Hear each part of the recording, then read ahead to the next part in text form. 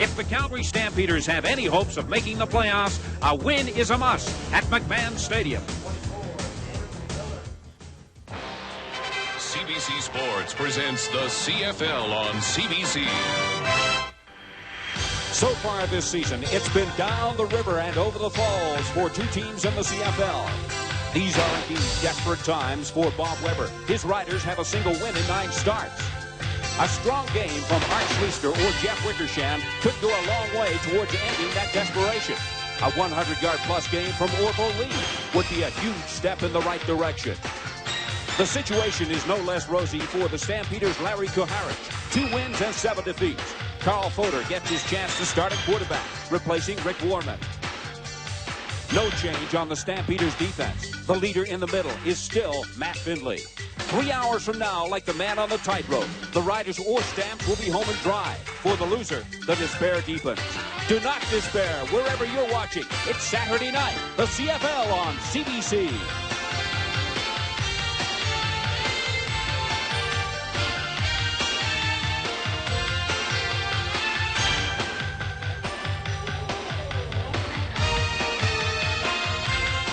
The CFL on CBC. Brought to you by Carling O'Keefe, brewers of Foster's Lager, the Golden Throat Charmer.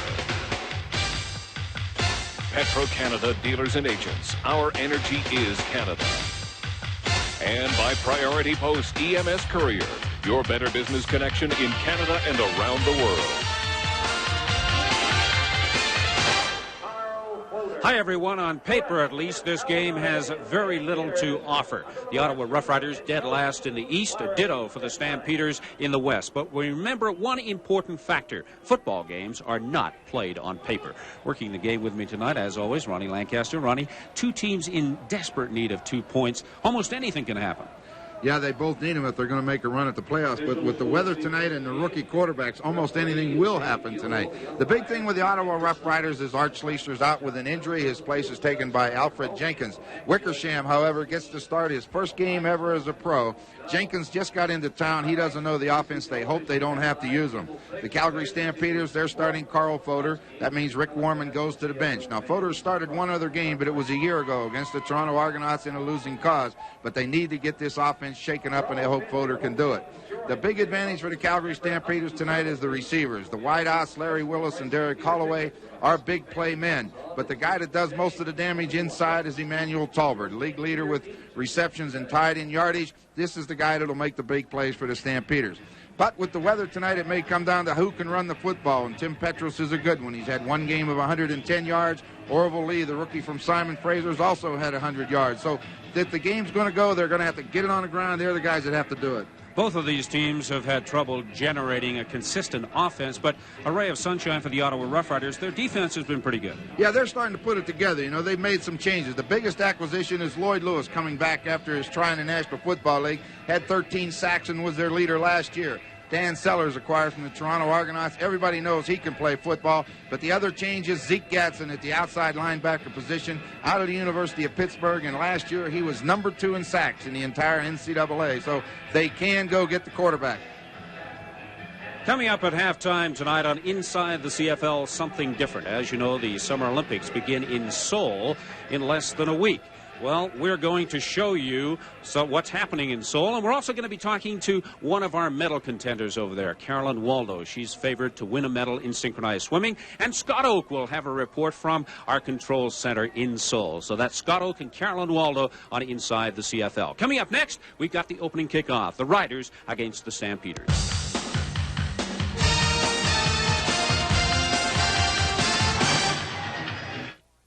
G'day.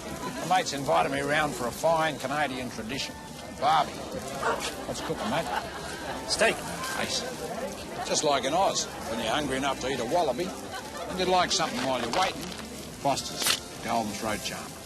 You know, if you're that hungry, I can throw a dog on for you. No thanks, mate. If I was you, I'd make myself scarce. Foster's Golden Throat Charmer. Purity has its mark. With gold, it's stamped right in. In Canada, another symbol for purity is HT, Found on HT lubricants from Petro-Canada, the only lubricants formulated from a base oil that's 99% pure. HT lubricants from Petro-Canada for your farm, business, or vehicles. Your assurance of quality that's as good as gold.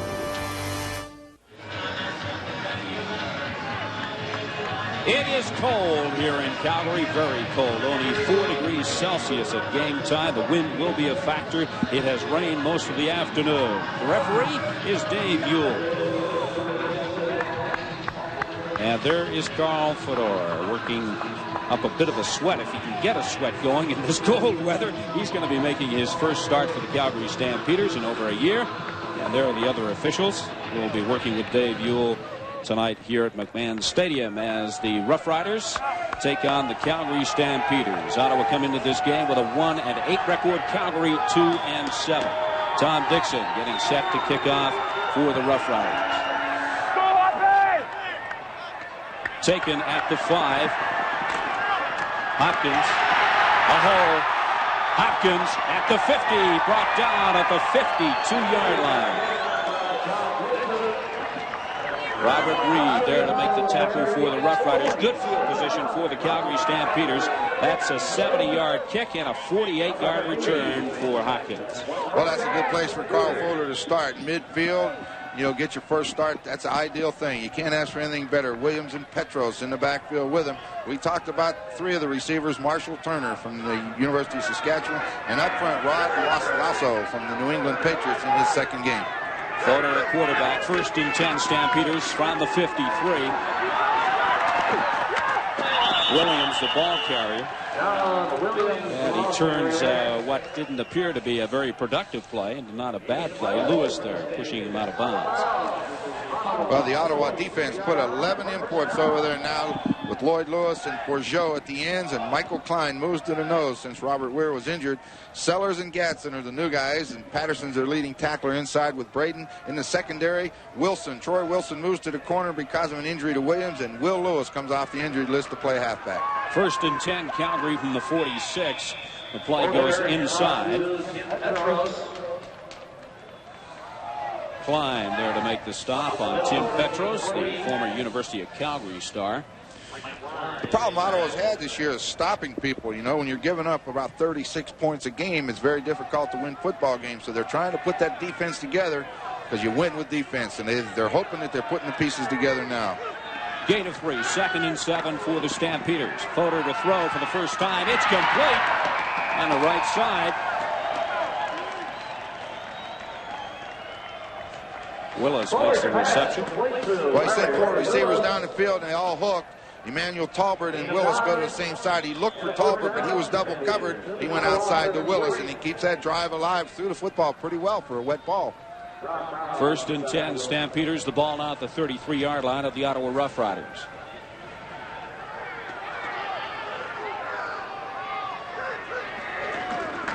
They give to Petros up the middle. He picks up a couple of yards.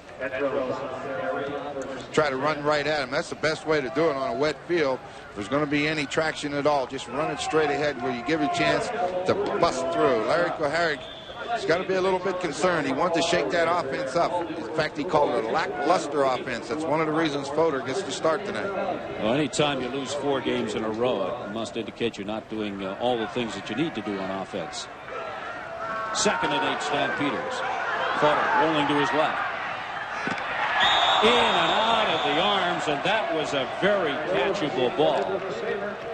Yeah, he should have caught the football. Troy Wilson, we said, moved to the corner, had him man-on-man coverage, and he fell down on the wet ground, and Willis is wide open. He catches the football. He may just spin and go the distance, but you got to catch it first.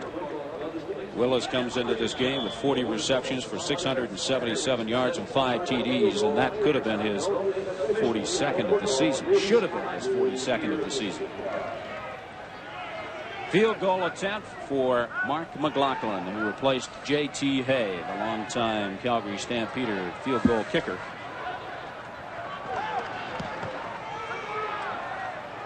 And it's wide.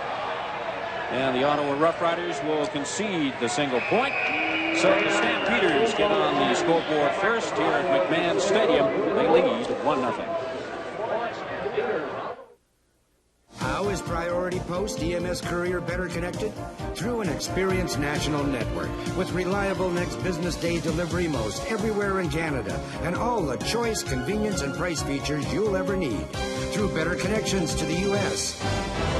and through the EMS Courier network, better connected to Europe and to over 60 countries right around the world. Priority Post EMS Courier, Canada's better business connection. Новая хоккейная форма Купировал CG самая лучшая для скорости, удобно, эластична и придает мне уверенность, потому что ты никогда не знаешь, кто в другой раздевалке.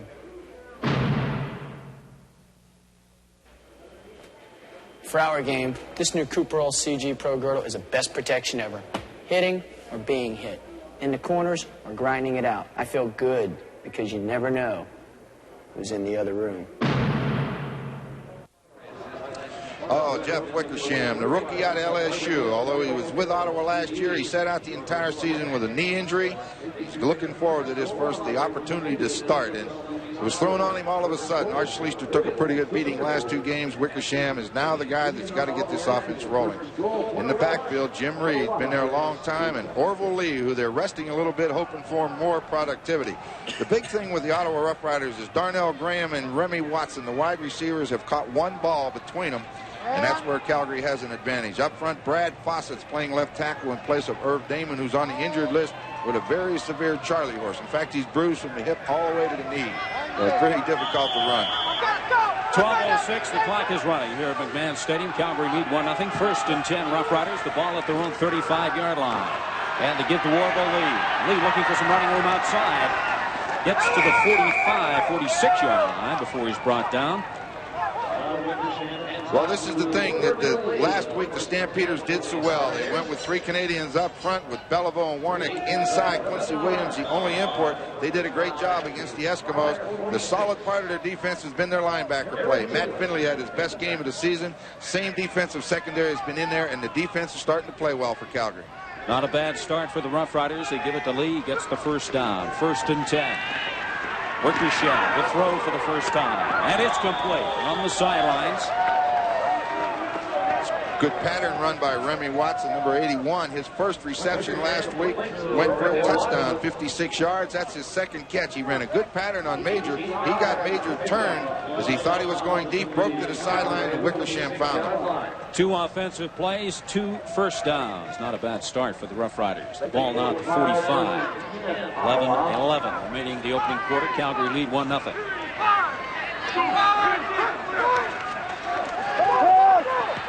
Wickersham has the ball deflected. And it was Warnick getting in there, number 93 for the Stampeders, and getting the arm up, and the ball struck the arm. Well, when you're 6'7" and 280 pounds, you can get that arm up. Little sprint, a little bit of a play action, not much, but he doesn't get a deep drop. And here comes Warnick. Watch him get those big arms in the air. And as we said, he'll block out the sun on you, so it's just like spiking a volleyball for him. So it's second and 10 for the Ottawa Rough Riders. Ball still at the 45. Wickersham firing over the middle, complete to Reed. And Reed coughs it up. Oh, they're going to blow it there. They're going to get a break here. They're going to roll him down, and it's going to save him.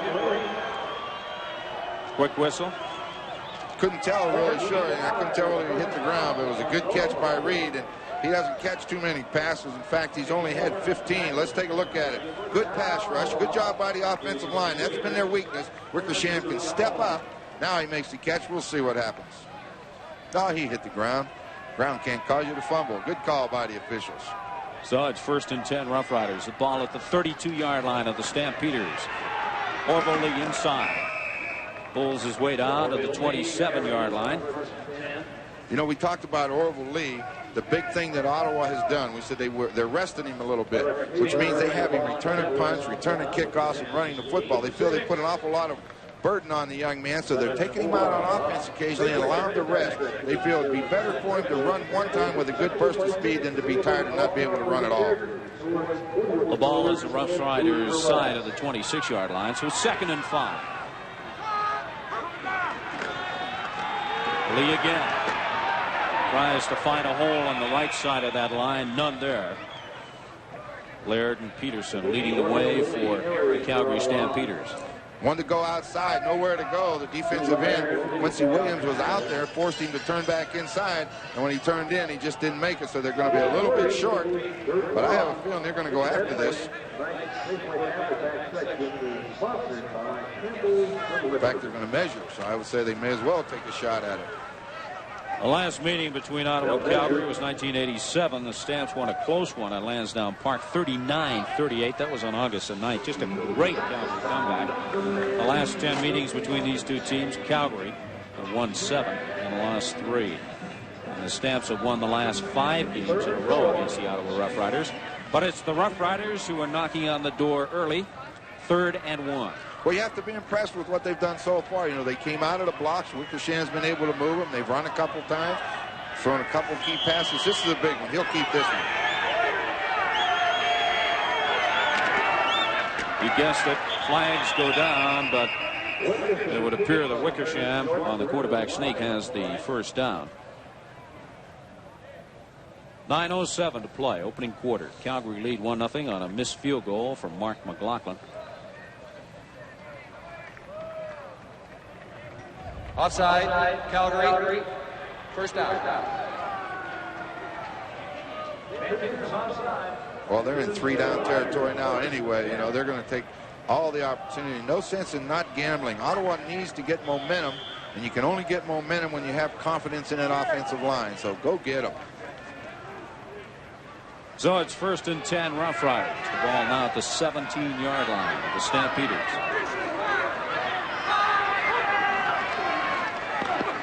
Flag down again as Wickersham is under pressure, drives the ball into the ground, looking for Reed. Williams applying tremendous pressure on Wickersham. Well, Quincy Williams had 6 sacks this year, and he got the outside containment on Wickersham, wouldn't let him out there.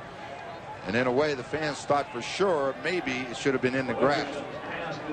But the penalties against Ottawa for illegal procedure.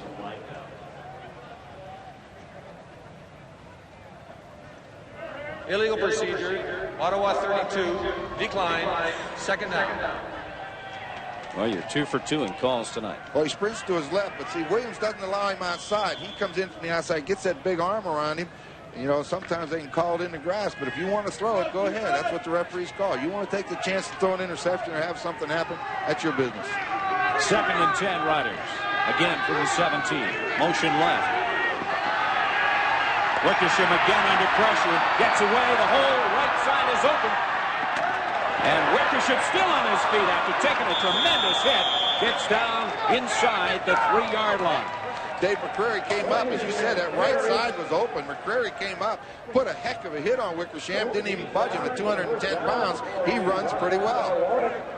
Let's take a look. It looks like he's going to be sacked again. Williams won't allow him outside, so he has to pull up. Now he's able to just scramble away. Looked like he was going to be sacked by Belleville, but he's got Benjamin in front of him, but watch McCrary come and put the hit on him. Good hit, just straighten him back up. As we said, 6'2", 210 pounds. He's down inside the 2. A 15-yard gain for the Rough Riders. That makes it 1st and goal. They get the lead. Lee tries to go up and over. It's a touchdown. He broke the plane, and that's all he had to do. So the Ottawa Rough Riders get right back into this game in a hurry. Well, that has to be a confidence builder for not only the entire Ottawa football club, but for Orville Lee in particular. When you get down near the goal line, all good running backs want to score touchdowns, and that's the biggest thing that he has going for him now. He had only had 1 touchdown so far, but it's up and over. It's a power eye, 2 lead backs. He dives. All he has to do is break the plane. He lands not in the end zone, but he broke the plane going over. So that's a big drive for the Rough Riders. Tom Dixon attempting the point after. And the convert is good. So the Ottawa Rough Riders on a touchdown from Orville Lee go in front of the Calgary Stampeders, 7-1. LC just bought me my favorite light beer and showed me how to do this. Today we're doing bottles. Huh? Miller Lite. Everything you always wanted in a beer, and less. The Canadian Armed Forces. It's our task to meet Canada's international commitments, provide assistance in emergency situations, and defend Canadian territory. The forces need young people to learn and take on challenging careers. Find out how to get a university degree paid for by the Canadian Armed Forces. Look in the yellow pages under recruiting. The CFL's all-time touchdown leaders, Kelly or Reed. The all-time point leaders, Cutler or Pasaglia. The league's best passer, Lancaster or Clements. All the answers, all the latest player information, plus much, much more. The CFL Facts, Figures, and Records Guide has it. Available at better bookstores everywhere, or send $14.95 plus $2 postage and handling to the Canadian Football League, 1200 Bay Street, 12th floor, Toronto, Ontario.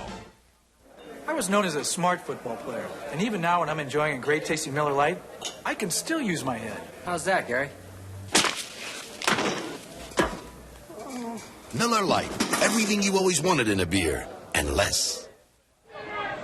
Welcome back to McMahon Stadium on a cold and windy night. A good scoring drive engineered by Jeff Wickersham to put the Ottawa Rough Riders on top of the Calgary Stampeders 7-1. Tom Dixon getting set to kick off following the TD from Orville Lee. Holloway and Hopkins deep to receive this kick, and it'll be taken by Hopkins at the 5. After a good opening kickoff return, not so good this time, stopped at the 23-yard line. That was a 70-yard kickoff and an 18-yard return. You know who did a great job on that kickoff coverage was Kenny Vera, the backup receiver for Ottawa, coming down on that kickoff team. When he went in, the wedge tried to set for Calgary. He just went in and knocked the whole thing down and made the tackle. That is a good job. Take them on. Don't allow them to block you. You hit them. Well, let's see if the Stampeders can generate some offense on this drive. 1st and 10, ball at their own 23-yard line. The pitch to Williams. Good hole. Williams forced out of bounds at the 33-yard line. Calgary Stampeders are putting those 3 receivers again. The 3 speed merchants, Holloway, Talbert, and Willis to one side of the field, and Marshall Toner over here by himself, and then they're running back to the short side. The reason for that, Ottawa's taking Will Lewis to the other side, and they're one man short trying to stop it. Doing a good job up front. Couple of inches to go for the first down. The ball at the 33-yard line. 7:06 remaining opening quarter. Ottawa leads 7-1.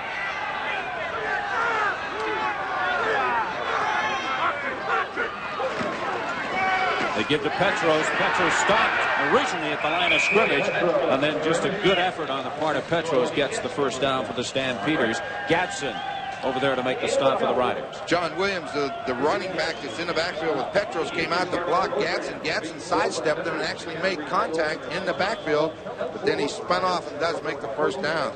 That's a good defensive play to get out of the way that quick. 1st and 10. The ball at the 34. Fumble. Fodor fumbles, tries to turn it into a quarterback draw. Picks up 2 or 3 yards. Braden there to make the stop for the Riders. Braden thought he fumbled the football. He did fumble a snap, but he got the ball back, and when he hit the ground, the ball came loose. As he comes out from center, this is the biggest fear for a quarterback. The first thing you got to do is get the football. A lot of times now, Lasaw, the center, he's backing up. So a lot of times he will come right back on him and do that. You know, with Poley gone, that might be a problem for the Stampeders. New center in there. Well, it takes a while to get used to a center. Once you get a good center in front of you, you never want to see him leave. You want him there forever. 2nd and 8. Ball at the 36. Fodor, deep drop this time. Firing over the middle, complete to Talbot. Talbot down inside the 50-yard line. Lewis there to bring him down. Well, we talked about Talbot in the opening. He's got the great speed. He's very dependable and reliable, and he does, as you see, catch the football across the middle. Derek Holloway at the top of the screen clears out the area, and Talbot comes from the bottom of the screen across the middle. He's wide open in behind the linebackers. Big gain for the Stampeders. A big gain is right. 25 yards, making it 1st and 10. The ball at the 49-yard line of the Riders. Ottawa leads 7-1. 5:07 to play opening quarter. Petros, the ball carrier. Down inside the 45. Sellers there to make the tackle. Well, Dan Sellers, we talked about before. He just came over from the Argonauts in the trade for Paul Stasiak. That's a good position for him to play with Gadsden and Sellers on the outside. Both can rush the passer. Both can drop off and cover. So now you don't know where the pressure is going to come from. This is going to help Ottawa's defense. So the Calgary Stampeders putting a pretty impressive drive together following Wickersham's drive that resulted in a Rough Rider TD. They fake the pitch. Fodor has some room on the left. Sellers in hot pursuit, forcing Fodor out of bounds. And if Sellers had not done that, Fodor had that entire left side open to him. Well, this is the quarterback's gamble. You know, he fakes the toss, and then it's a naked bootleg, which you mean he brings no blocking with him. It's just him. Now the receivers clear it out over here. There goes Talbot. It's man coverage. They're going downfield. No one really open to throw the football because Fodor's running so hard to his left he'd never get it downfield. But Fodor did a good job getting around Dan Sellers. He's got to stay home to stop that. We got the first down, 1st and 10. Ball at the 36-yard line of the Riders. Fodor pitches to Williams. Williams tries to cut it back inside, picks up 3 or 4 yards. Lewis makes the tackle. Lloyd Lewis was there. Gadsden, the linebacker, does his job, get upfield, force the ball carrier to do something, and then the pursuit gets him. Lloyd Lewis in particular. Michel Bourgeois playing on the nose. He played the nose, and Klein moves to the outside, so him and Lewis are the defensive ends.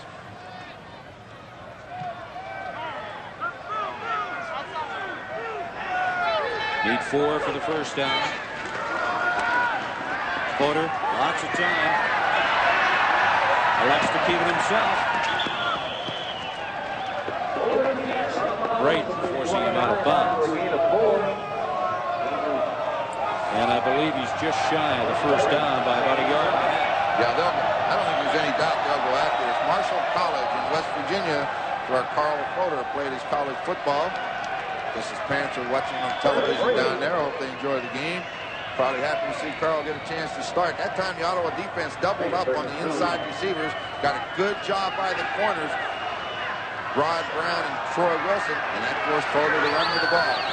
Well, the Calgary Stampeders have turned the ball over 16 times on 3rd down tries this year. Let's see what they do now. They get the first down.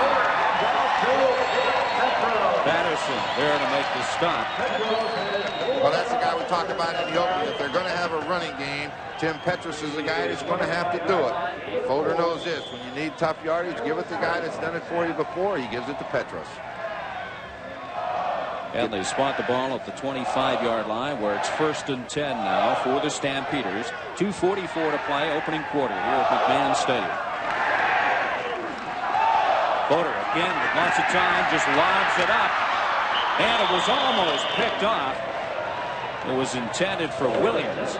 He had the ideal setup. He had John Williams, a running back, isolated on Braden, a linebacker. He did get the corner on him, but Fodor threw the ball backing out of there, which means he's off balance. Watch him. He couldn't dump the ball. Now he has to give some ground. Now as he backs up, he throws it leaning backwards, and that causes it to flutter and allows Braden to get back to make the play. But he did have him beat. Williams had him beat. A small but very enthusiastic crowd on hand here at McMahon Stadium tonight. 2nd and 10. Ball at the 25. Fodor again gets time. Flags go down. The pass is complete. Down inside the 5-yard line.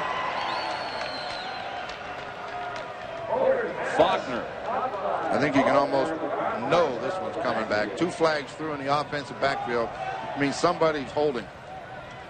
That's a good job by Fodor, though, stepping up in the pocket with all that action around him, and he found Faulkner down the middle, but it's not going to count.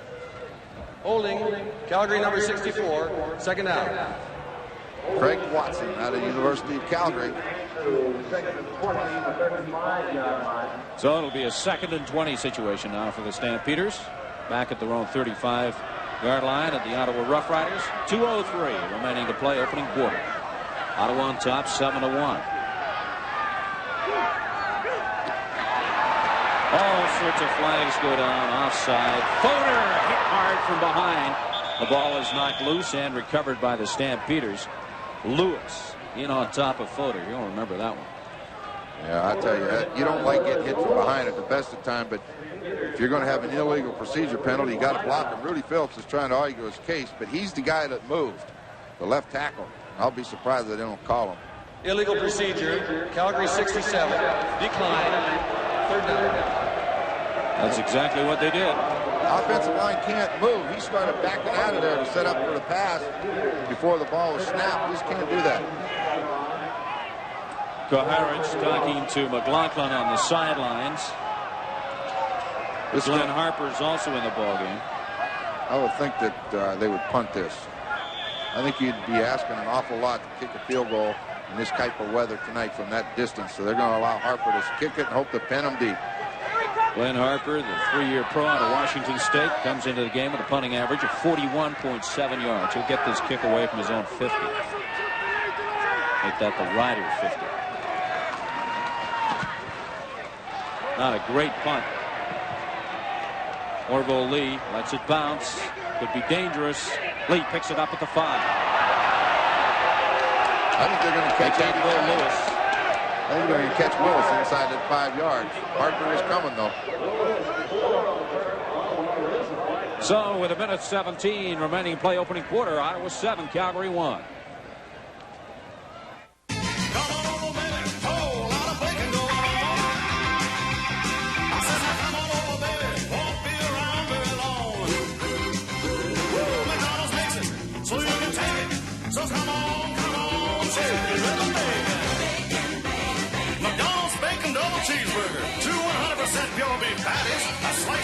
Cheese and a whole lot of bacon. Just $1.89. Good time, great taste.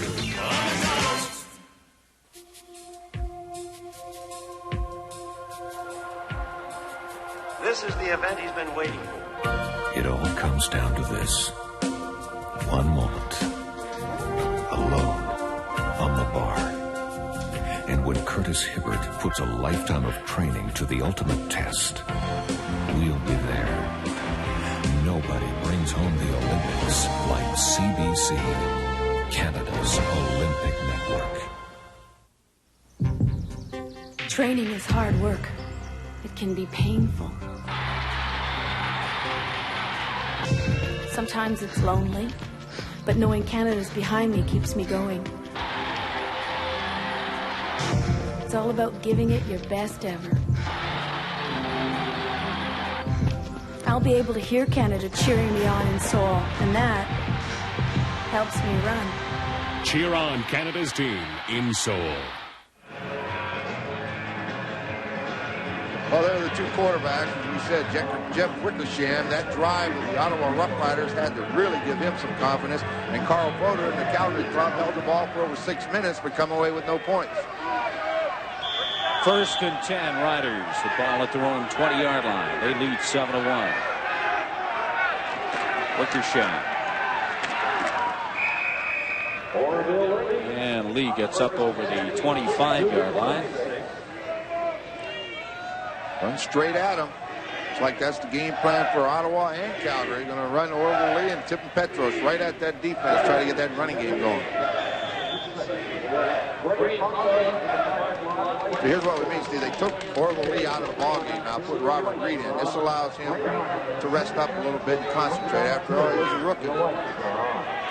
So it's Robert Reed and Jim Reed in the I formation. Now Reed comes up to the line. They give to Robert Reed. Reed with a hole. Reed gets up to the 38-yard line. Taylor. Nick Benjamin, the right guard, pulled on that play. He led the blocking back across. He hit Quincy Williams, but he didn't knock him down. It looked like for a minute Williams would make the tackle, but Robert Reed broke inside of him, picks up good yardage and a first down. Do you think this is going to be a game dominated by the running backs? The Ottawa Rough Riders have run the ball 7 times, passed only 3 times. I think when you have young quarterbacks, which we have tonight, the running game helps them. So if they can get that running game going, it makes it easier for them. Should be the final play of the opening quarter. And Wickersham throws it into the artificial turf here at McMahon Stadium. And there goes the gun to end the first quarter of play here on a cold night at McMahon Stadium. The Ottawa Rough Riders lead Calgary 7-1. When they were little, they talked. And when they got a little older, they talked non-stop. But now, they've stopped talking. So where's this party at? When it comes to issues like alcohol and other drugs, it's not always easy. But you can help by keeping the conversation going. You're important to them, and your understanding means a lot. To help you talk with your kids about drugs, contact us for this free booklet. That girl is heading this way. She brought a new world to their doorstep with the Chautauqua Show and found a dream of her own. It's such a glorious night. And just look, the whole world is going to Chautauqua. Welcome to Fairfield's first Chautauqua. And congratulations. Chautauqua! Chautauqua! Chautauqua! Chautauqua Girl, a love story. Tomorrow. This is the event we've all been waiting for. They're in the blocks. From barefoot races in the streets to the fastest men in the world. Now, in Seoul, the ultimate split-second challenge. And CBC Radio will be there. Nobody brings home the Olympics like CBC. Canada's Olympic Network. Welcome back to McMahon Stadium in Calgary. If you just joined us, I'm Steve Armitage along with Ronnie Lancaster. Cold and windy night here at McMahon Stadium.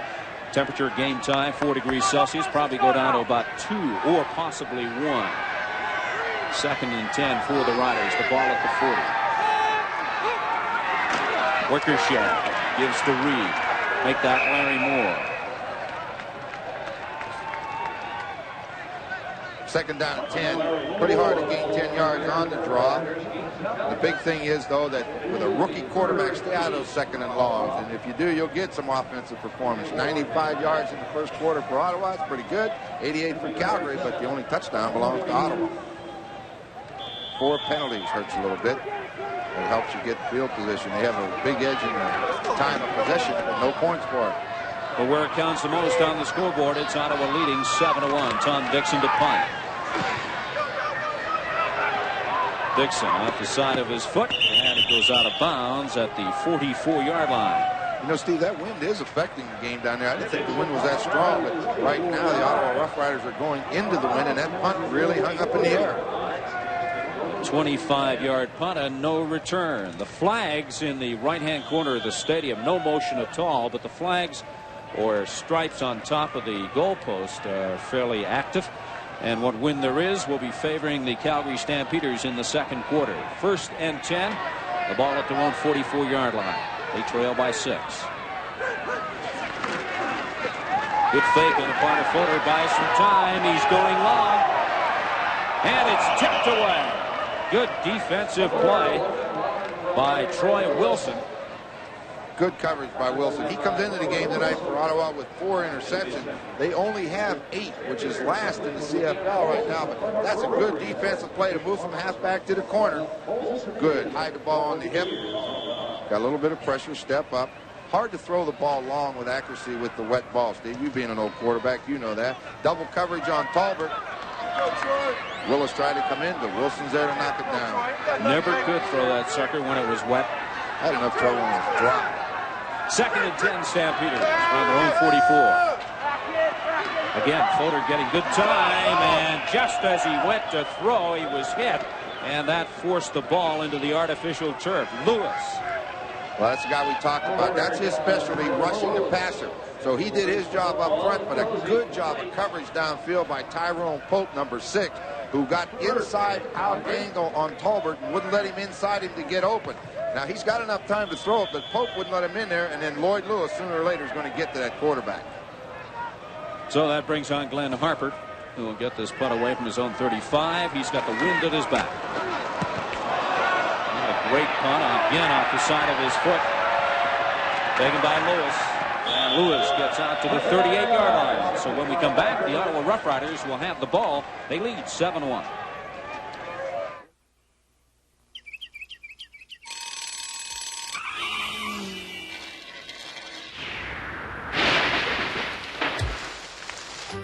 For CBC Radio News, World Report. We've got a lot of hockey players here writing books.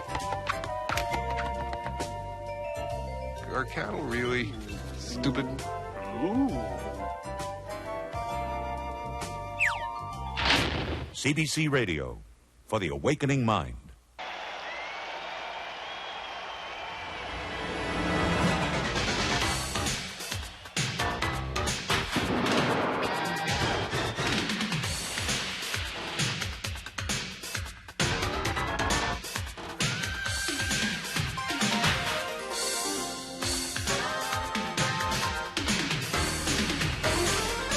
CBC Television and CBC Radio, Canada's Olympic network.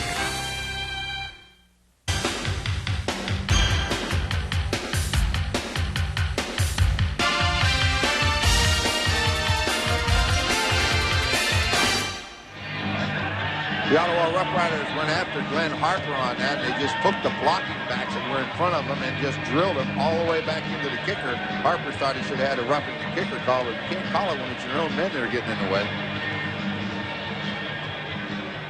Well, we're not going to see that punt from Mr. Harper. It's a 1st and 10 situation for the Ottawa Rough Riders from their own 39-yard line. They lead 7-1. 15:06 remaining to play, second quarter. Ricochet, lots of time, and it's picked up. Chris Major. Well, now Chris Major gets interception number 8, and you could see it coming. He put good coverage on Remy Wilson. When Watson broke to the outside, Major was in perfect position, and he just stepped in front for the interception. Watch it. This is good defense. This is the way you're supposed to play the corner. You got to guess a little bit. You got to be a little lucky, but here he comes. One-on-one with Chris Major. Now watch. He turns to the out. Major steps right in front, and the ball's just a shade late. He says, hello. I'm an expert on those interceptions, dude. I know all about those. The all-time interception leader in the CFL, Mr. Ron Lancaster. Throw late on him out, in trouble. Williams up and over the middle. Gets down to the 46-yard line. Dan Sellers there to make it stop for the Riders. Calgary Stampeders don't lead in many categories in the CFL this season, but Chris Major is one of the leaders with 8 interceptions now in the season. Well, they only have 17, so he's got about half of them. That's not bad. Of course, I'll tell you what, on any football team, the guy that plays on the left from the offense is going to get a workout because most quarterbacks are right-handed, and he's going to get a workout. 2nd and 4 for the Stampeders. The ball at the 46-yard line. Pitch to Williams. And he should have the first down. Well, they came back with that play that was successful for them before. They put the 3 receivers to the wide side. You get that Ottawa defense overshifted, and they just toss it back into the sideline. And with Marshall Toner over on the outside, he's a big guy. You know, he's 6'2" and about 200 pounds. He goes down and blocks, and they're getting Williams or Petros outside, whoever they want. 1st and 10, Stampeders from the 39-yard line of the Ottawa Rough Riders. 11:51 to play, second quarter. Ottawa lead it 7-1. Boder fakes the pitch, hands off inside to Petros. And Petros picks up a couple of yards inside. Well, you have a little bit of success running a toss off that formation. You fake the toss, hand it inside to Petros. See if they can get that series going. Their three best receivers are outside. Toner's on the weak side. Ken Braden makes the tackle, inside linebacker along with Darrell Patterson. A gain of 2, 2nd and 8. The ball at the 37. Boder trying to pass, and he is looking for Holloway, and it's incomplete. And the fans a little upset, thinking perhaps there should be an interference call on Holloway. Well, Holloway was being covered on the outside again by Troy Wilson, and Boder threw the ball where it had to be thrown to be complete. It was down low to the inside. That time when they wanted to throw the football, instead of putting the 3 speed receivers on one side, they took Holloway over the other one with one-on-one coverage, just couldn't hit it. So McLaughlin will get a second try at a field goal. Came into this game with 1 field goal and 1 convert since replacing J.T. Hay. Missed one earlier, got a single out of it. And he's going to miss it again and gets a second single as Lewis concedes the single point. So the Calgary Stampeders come away with a single point off of that drive. They trail by 5, 7-2 with 10:43 to play, second quarter. Koharich, as he likes to be called now, cannot be happy with that. No, they moved the football pretty well now. As we said on that one drive, they had it over 6 minutes and got nothing. This time they moved the football down there, and Koharich, he's telling him he slipped. His left foot slipped when he went to hit the football, and he pulled it. But as you say, coaches don't want to hear all those things. They want the ball through the uprights.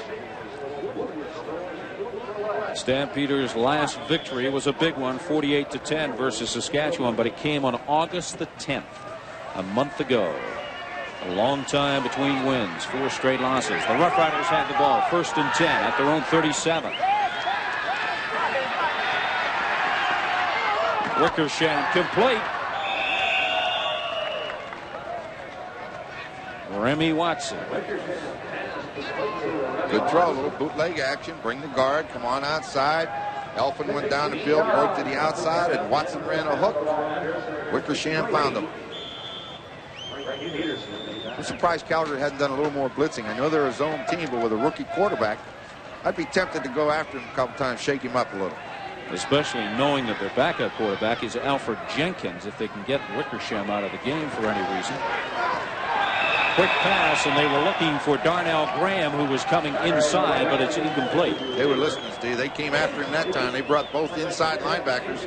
That is the right call. He dumped it quick. 3 steps, get rid of it. Don't get hit.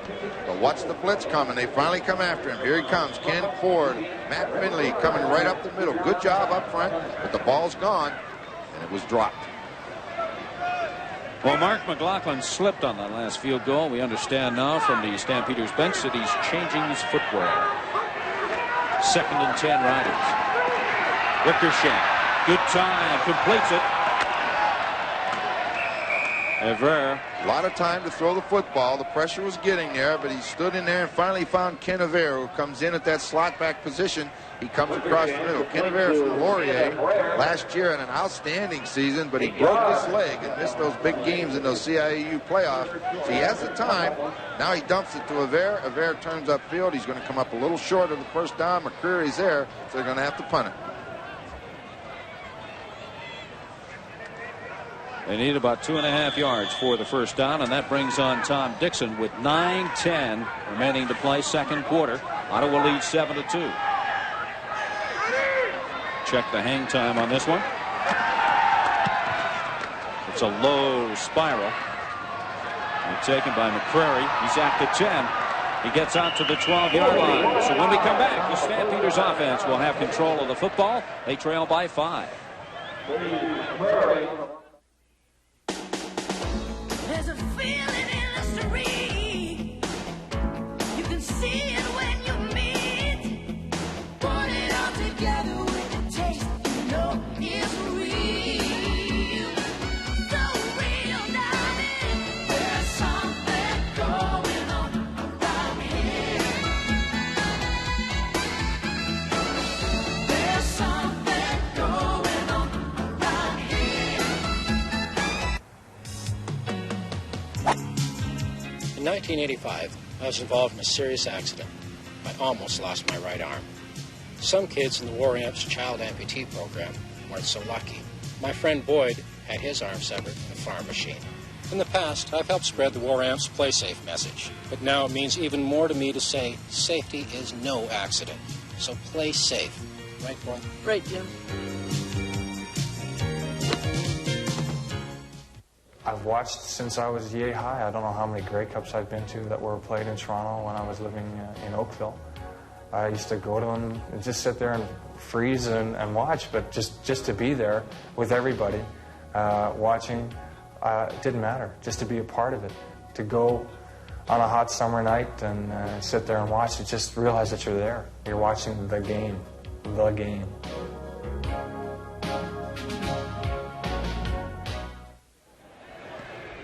Steve Armitage along with Ron Lancaster at McMahon Stadium in Calgary on a cold, cold evening. The rain is staying away, but the temperature is not rising. About 2 degrees Celsius. Stampeders who trail 7-2. 1st and 10 from their own 12-yard line. Boder. And he completes it to Tony Dennis.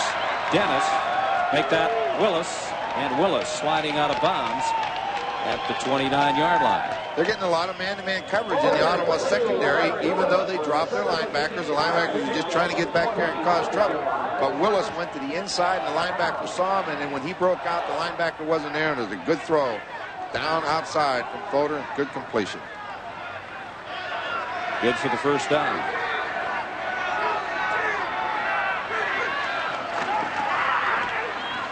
Fodor puts it up again, looking for Willis. It's complete.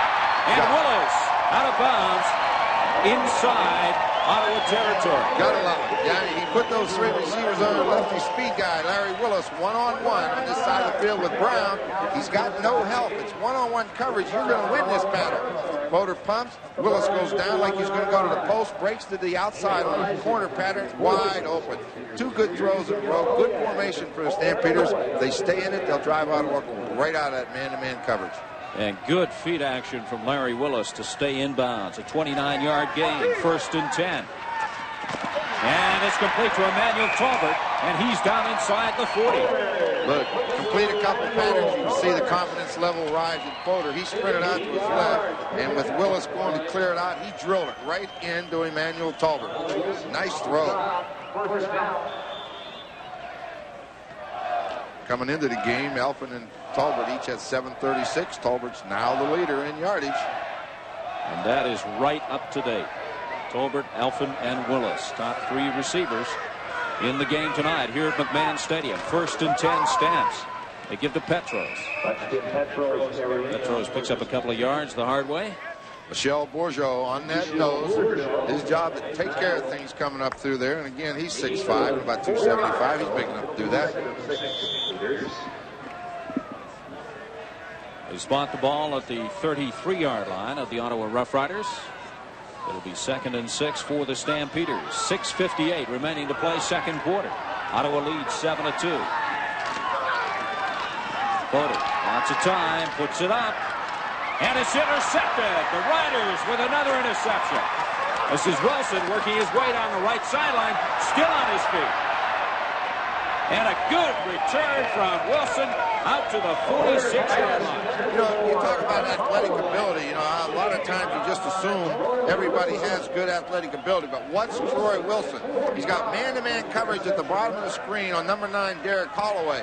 Now, when Fodor throws the ball, Wilson is behind him. Yet he jumps up, takes it away from him. That's good athletic ability. And then he decides, okay, let's go the other way. And he brings it back 40 yards. So a big turnover for the Ottawa Rough Riders. And it gives the Ottawa Rough Riders excellent field position. They're 1st and 10 from their own 46-yard line. Wickersham. And he was looking for Gerald Alphin, but it's incomplete. Ken Ford had been looking at Wickersham. He may have intercepted it, but Ford, doing what a linebacker does, he reads the fake, then he goes hard, drives back, looks for a receiver to cover, and the ball went right by him. Picture Kyle Hall, number 30, Troy Wilson on the bench behind him. That's his 5th interception for him this year. 6:07 to play. The clock is running. Ottawa leads 7-2. Wickersham under pressure and finally dropped by the Stampeders. That's one way to contain the Ottawa Rough Riders passing attack. I think you have to put the pressure on him. You know, Eugene Belleville, number 84, 10-year veteran out of St. Francis, played with Montreal, and he stood into the pocket. He looks to his right. He's looking for Marshall Toner. Toner's not looking at him, though, and now the pressure gets to him, and down he goes. Belleville makes the sack. Rough Riders will have to punt.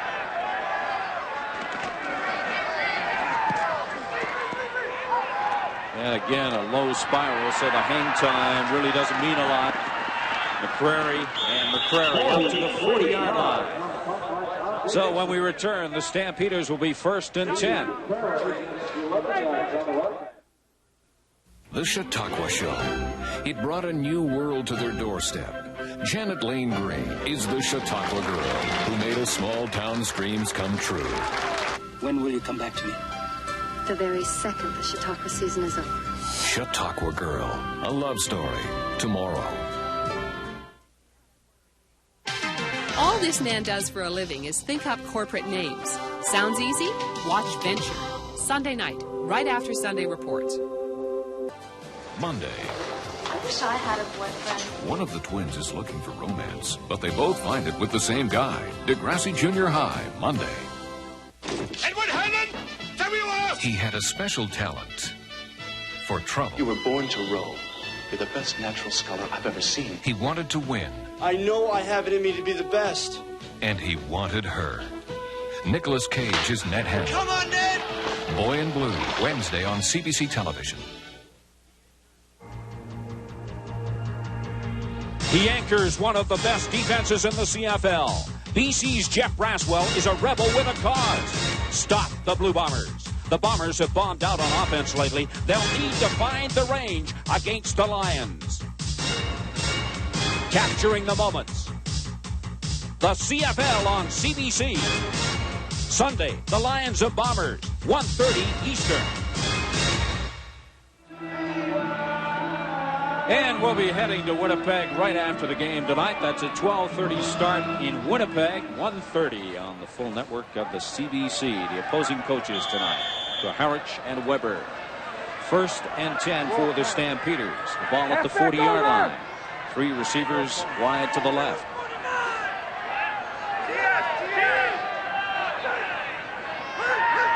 Long count from Fodor. He gives to Williams, and Williams is pushed back into the backfield.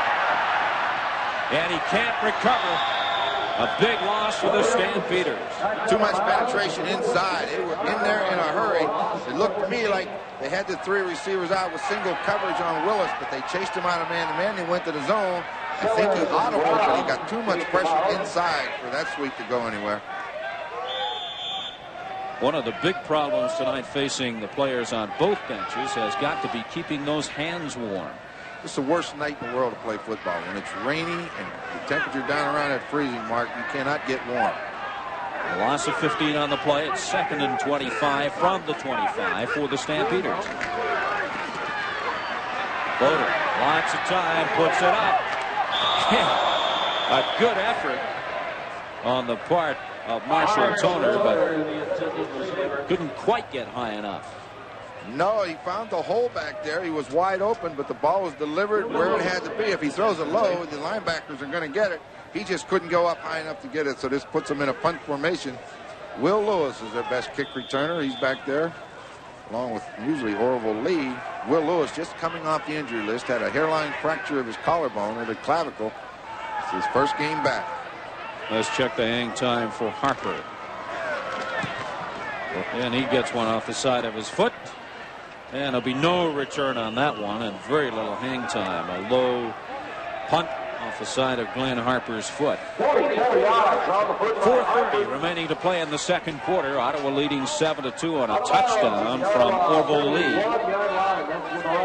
They said it wasn't a very good punt. It did travel 44 yards and no return. Makes it an even better punt. Kick it low the way he did. It hit the ground. He got the good bounce. And it went out of bounds, so there's no return. Jeff Wickersham making his first start at quarterback for the Ottawa Rough Riders has gone all the way so far for the Riders. He gives to Orville Lee. Big hole up the middle. Lee crosses the 55-yard line, gets into Stampeder territory just. Once again, that's that counter play where the action starts to the right and then comes back, and they bring Kerry Yellorenko, the right tackle, and Nick Benjamin, the right guard, and they opened it up. And Orville Lee does what he likes to do. That's run. And Lee gets another rest. Reed comes into the ball game. So the 2 Reeds are in the backfield for the Riders.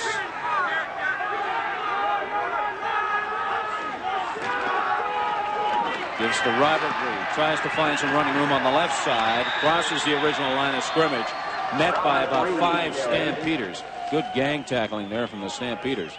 Whenever you see a draw where the quarterback goes out back and hands the ball to the running back, that play is designed to go inside. And when the back can't find anything in there and decides to go wide, that's what's going to happen, because they've already read and run. Everybody's coming back up to help. He gains nothing. This is where this is where the pressure is on Wickersham. You know, the young quarterback, 2nd and long. Let's see if the Stampeders come after him. An obvious passing situation for the Rough Riders. Nope. And he completes it. And that's a first down. Gerald Alpha gets the first down for the Ottawa Rough Riders. They are on the move. They lead 7-2.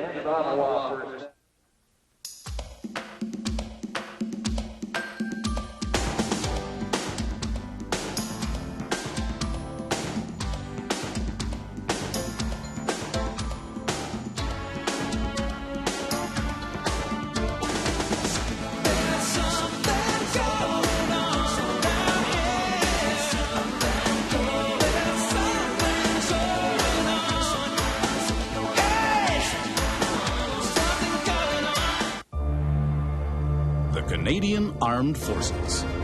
It's our task to meet Canada's international commitments, provide assistance in emergency situations, and defend Canadian territory. The forces need young people to learn and take on challenging careers. Find out how to get a university degree paid for by the Canadian Armed Forces. Look in the yellow pages under recruiting. This is the event we've all been waiting for. They're in the blocks. From barefoot races in the streets to the fastest men in the world. Now, in Seoul, the ultimate split-second challenge. And CBC Radio will be there. Nobody brings home the Olympics like CBC. Canada's Olympic Network. 2:56 remaining to play until halftime. Ottawa on top of Calgary by 5 points. A touchdown from Orville Lee, the only major so far in the game. But the Riders had the ball. They're on the move. 1st and 10 from the Stampeders' 40-yard line. Wickersham hands off to Lee. Lee down just inside the 36-yard line of the Stampeders. Warnock there to make the tackle. They like this counter play. They've had success with it twice. Come back the third time. Calgary's getting a little bit better defensing it. Again, they pull Nick Benjamin and Kerry Yellorenko. Let's see what Stu Laird does. His job, get outside. Here they come. Nowhere to go. He's turned back inside. Good play, but they get almost 5 yards. We're going to see a bootleg off that soon. 2nd and 6, Riders. Wickersham. Time. Airs it out. And it was overthrown, intended for Alpha deep. He got a lot on that ball, but too much. Well, they talk about the arm strength of Jeff Wickersham. Coach Weber was asked yesterday the difference, between Schleister and Wickersham. He said, well, Wickersham might have a little bit slower release, but he makes up with it with the strength of his arm, and we got a good look at it there when he overthrew him at about 55 yards downfield in the end zone.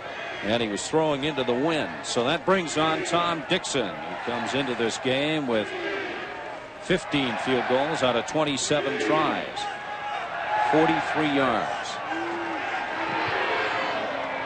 And this one is short and wide. Bounces into the end zone. Peterson can't control it. Gives up the single point. So the Ottawa Rough Riders go on top of Calgary by a count of 8-2 on a missed Tom Dixon field goal. Well, again, you saw that wind that time as the ball went up in the air. Now Dixon slips a little bit. Let's take a look at it. What's the left foot? Not bad. He slipped afterwards. The ball just got up in the wind and it hung and shoved it back. So the wind is strong. So that throw of Wickersham's is kind of impressive. He had a pretty good plant there. You're right. He slipped after the kick. Well, when you miss, that's just a little bit too far out tonight for these kickers. That wind's a little stronger than it looks. Stampeders 1st and 10. Fodor to throw into the turf, intended for Tolbert. Pope covering on the play for the Riders. Getting a little bit close to Fodor now. That pressure from the Ottawa defense is starting to close that pocket a little bit. Calgary's going to have to keep him out of there if the quarterback's going to have any success.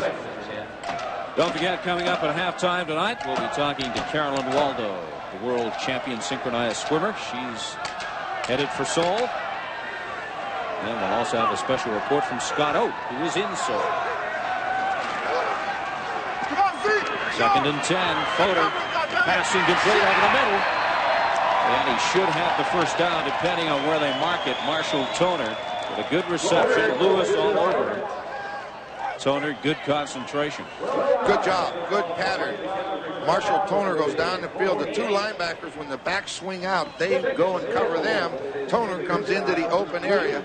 Good throw by Fodor right to Toner. We're going to get a good look at him. See, number 41, the linebacker, runs out. Now there's nothing in the middle. He's getting coverage from the outside and the inside. Will Lewis has to come back, but Toner does a good job coming back, getting the angle, makes the catch, makes the first down. Toner is shaken up on the play. As I say, Lewis was all over him like a blanket. As soon as he had that ball, Lewis was right on top of him. It'll be 1st and 10 for the Stampeders. We've got 1:58 remaining to play in the second quarter. Ottawa lead 8-2. Ball's at the 48. Bowden. And place it to Willis. Good move there by Willis, and he gets the first down. But Willis paid the price for that. That's a pretty good pattern. They send Tolbert deep to the corner, and then he brings Sean Faulkner, number 25, upfield, and they just let Willis come in underneath it, and it was wide open, but he took a good hit. As you say, he paid the price. Carolyn Waldo, a world champion synchronized swimmer, a good medal vet for Canada in Seoul. Scotto with a report from Seoul. Highlights and statistics. That's our Inside the CFL halftime tonight from McMahon Stadium. It's about time we saw him. Where is Scotto? We haven't seen him so long. About time he checked in. Been gone for a month. He tells us he's been working. He's been doing a lot of work on that premiere show. I hope so. I mean, we haven't heard from him. That's unbelievable. Hard to believe. The Olympics will open on the 17th of September. Ronnie and I are heading in that direction on Monday.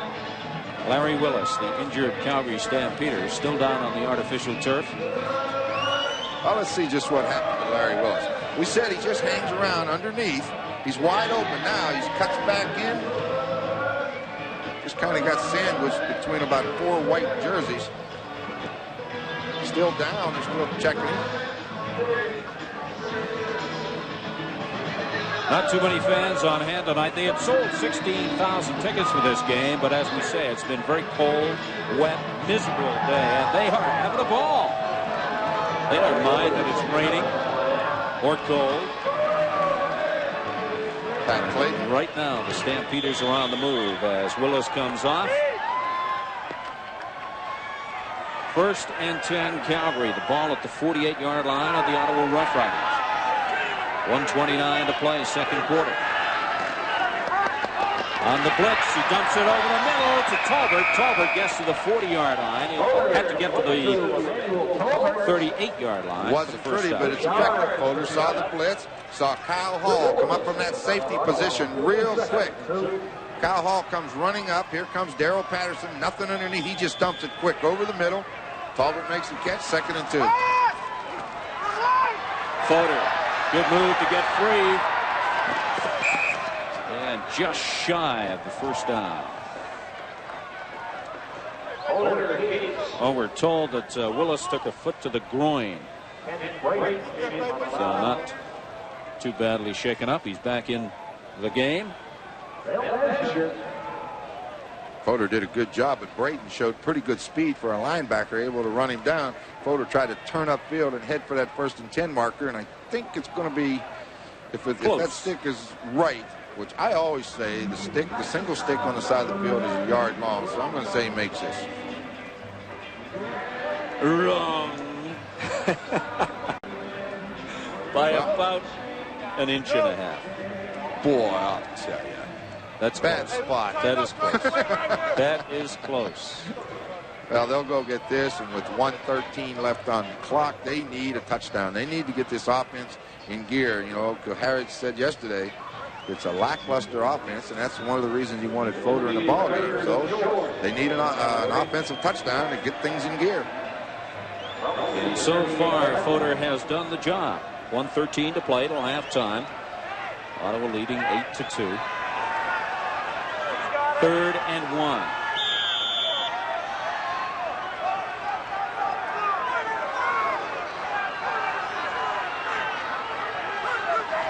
Fodor wisely on a quarterback sneak has the first down with about 2 or 3 yards to spare.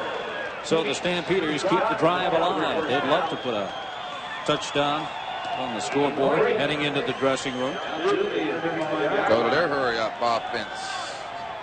Got a lot of time. 1st and 10, ball at the 35. Fodor to throw. Puts it up, and it's incomplete. It's a long, long throw he tried to make there. The ball on the hash mark. When you drop back 7 yards on the hash, try to throw to the wide side of the field, you better have a cannon. That's a long way. Sellers was in on top of Fodor just before he threw that. Petros comes out of the game for the Stampeders. Andy McVeigh is in. Former University of Toronto running back into the game for the Stampeders. 2nd and 10. Ball at the 35. And it's beginning to rain once again. Quarterback draw. Fodor up the middle. He's got some room. Fodor down to the 21-yard line. Well, you know, the Ottawa defense has a tendency to play what is called in football terminology cover 2 man, which means those linebackers will run out of there. And they ran out, and then where's Fodor go? We saw Matt Dunnigan at Lansdowne Park have a field day running that play. So the ball's at the 20. 1st and 10, Stampeders. Fodor puts it up, and it's complete. And another first down. So the Stampeders really on the move. Tony Dennis, his first reception of the ball game, the former SFU star.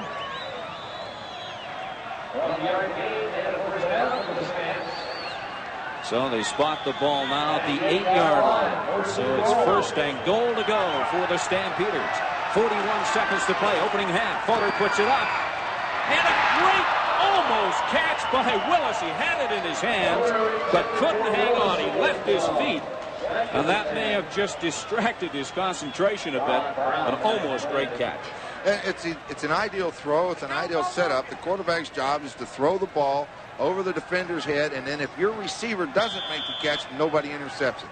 Threw it to the perfect spot. Willis just couldn't handle it when he hit the ground. Good throw. So it's 2nd and goal from the 8. 36 seconds to play till halftime. Fodor. Complete touchdown. Willis. You see Ron Brown arguing with the official down there, claiming Willis shoved off.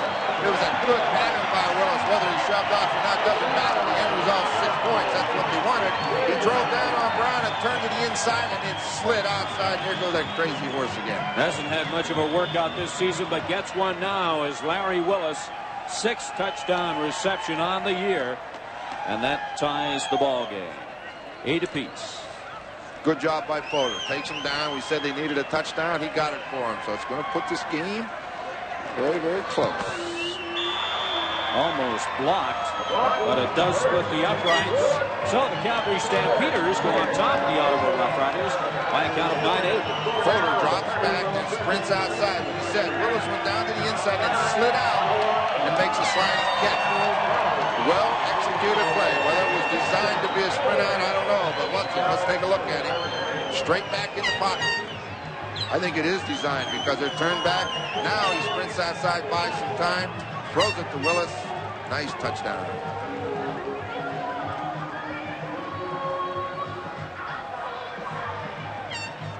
So the Calgary Stampeders lead by a single point following Fodor's touchdown pass to Larry Willis.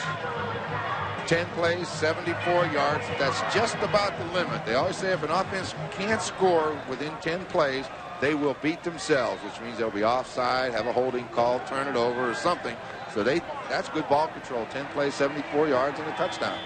At the beginning of our telecast tonight, Ronnie Lancaster pointed out that Willis would have to be one of the Calgary Stampeder keys if they were going to win this game.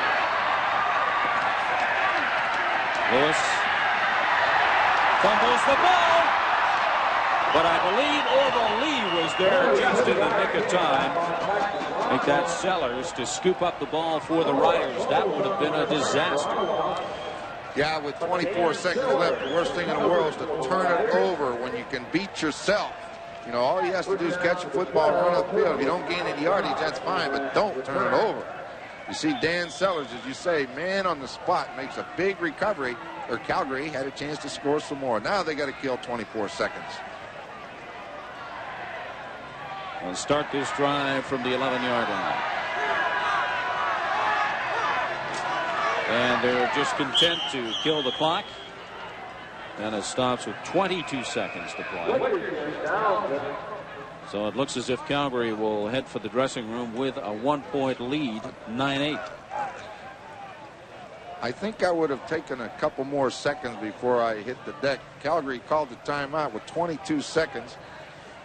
Let's see, is he going to run the football? I think he has to run it this time. He's got to get more than 2 seconds off. You're allowed 20 seconds to get the ball in play. Calgary's using their timeout. He's got to use at least 3 seconds before he kneels down this time. Jeff Wickersham conferring with head coach Bob Weber. Takes a while to learn how to use the clock, but the clock is either your friend or your enemy, depending on whether you know how to use it. And it's a very key role in any football game. couple of times last night in Toronto. It was both the friend and the enemy of the Saskatchewan Roughriders and the Argonauts. Strange finish. Strange finish.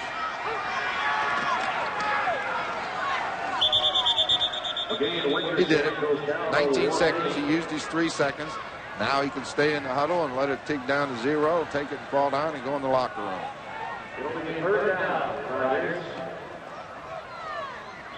Both coaches expressing optimism coming into this game. What coach doesn't? Both thinking that they had turned the corner, that the worst was behind them. 4 straight losses for both the Roughriders and the Stampeders. Well, I would hope. I think he should make sure. Don't snap that ball till right now. Snap it. He does. And the first half is over here at McMahon Stadium. Stay with us for Inside the CFL at halftime.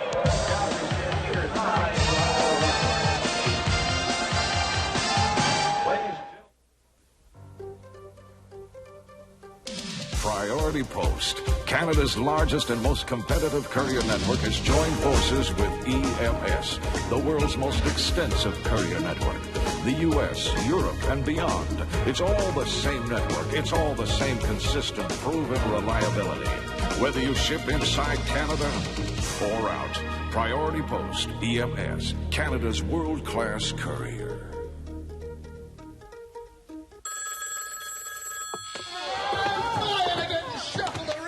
Hear about Larry?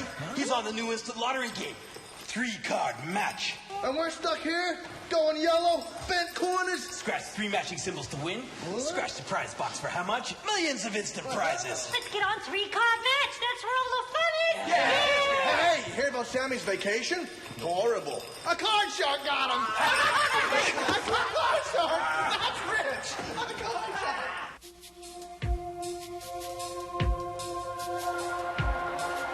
This is the event he's been waiting for.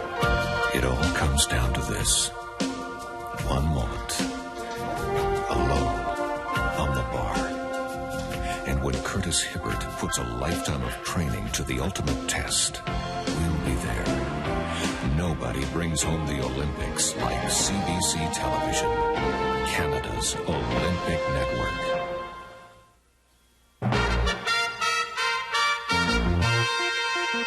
CBC News with Knowlton Nash. Good evening. Here are some of the stories we're working on for tonight's National. There was a joyful homecoming today in the Quebec town of Saint-Basile-le-Grand. Some of the town's residents even danced in the streets to celebrate their long-awaited return home. 3,000 people were forced out nearly 3 weeks ago when fire destroyed a PCB warehouse. Major forest fires continue to burn out of control in the northwestern United States. At least 1/3 of Yellowstone National Park has been destroyed. In Bangladesh, the first substantial foreign aid shipment in almost a week arrived today. Some 1,600 people have died as a result of flooding and disease. And here at home, hockey superstar Wayne Gretzky took to the ice once again. Gretzky and the Los Angeles Kings are holding their preseason practices in Victoria. We'll have more on these and other stories later tonight on The National. Now, back to the CFL on CBC.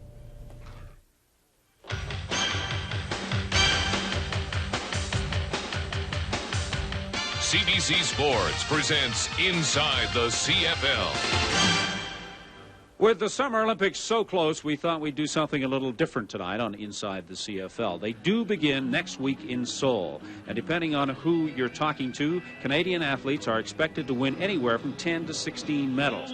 Now, 2 of those medals could very well go to my next guest, Carolyn Waldo, in synchronized swimming. Carolyn, they're so close. Are you looking forward to it? Are you excited? Oh, it's finally reality. It's sinking in, and it's no longer a dream anymore. We leave Monday morning, and so one more day of practicing in Canada, and then it's off to Seoul. Now, what about the pressure? Everybody is pointing their finger at Carolyn Waldo and your partner, Michelle Cameron, and saying they've got to come back with a medal. Is that undue pressure? To be honest, I haven't noticed the pressure at all. We had a blackout period for about a month, and we didn't do any interviews at all. And so I'm the most relaxed ever for any competition, which is kind of ironical because it is the Olympic Games, and it's the most pressure and the most people are going to be watching. But I'm just so relaxed, and my whole attitude is all I can do is go out there and do my best performance, and my best performance will bring back 2 gold medals if I do my best. Now, in the individual, you'll be up against Tracy Ruiz, and you're no stranger to Tracy because you won the silver in Los Angeles. She won the gold. She has come back into the competition because she retired after Los Angeles, which must have surprised you a little bit. It was a little bit of a surprise when she did come back out of retirement. I was actually very excited by that because deep down inside, I never felt worthy of my title of being a world champion, because deep down inside I knew that she'd always beaten me. And but I beat her last year in the World Cup in Egypt, and then she beat me in the pre-Olympic meet about a couple of months ago in June. But I took that in the whole positive turnaround, and I didn't have my best performance there, and she had a great performance there. So I learned by my mistakes, and I won't make any in Seoul. Are you confident you can beat her? I'm very confident. I'm not overconfident, but I'm swimming the best I ever have. I know what I have to do out there in order to win 2 gold medals. Well, I guarantee you one thing in Seoul, you will not be wearing these. It is a cold night here at McMahon Stadium in Calgary, but it will not be cold in Seoul. Carolyn, on behalf of all Canadians everywhere, I wish you the best of luck in Seoul. Thank you very much. Carolyn Waldo has been our guest on Inside the CFL. Coming up next, a special report from Scott Oak in Seoul. Stay with us.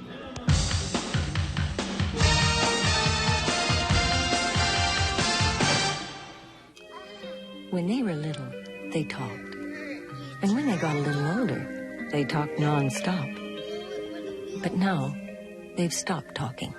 So where's this party at? When it comes to issues like alcohol and other drugs, it's not always easy, but you can help by keeping the conversation going. You're important to them, and your understanding means a lot. To help you talk with your kids about drugs, contact us for this free booklet. Monday. I wish I had a boyfriend. One of the twins is looking for romance, but they both find it with the same guy. Degrassi Junior High, Monday.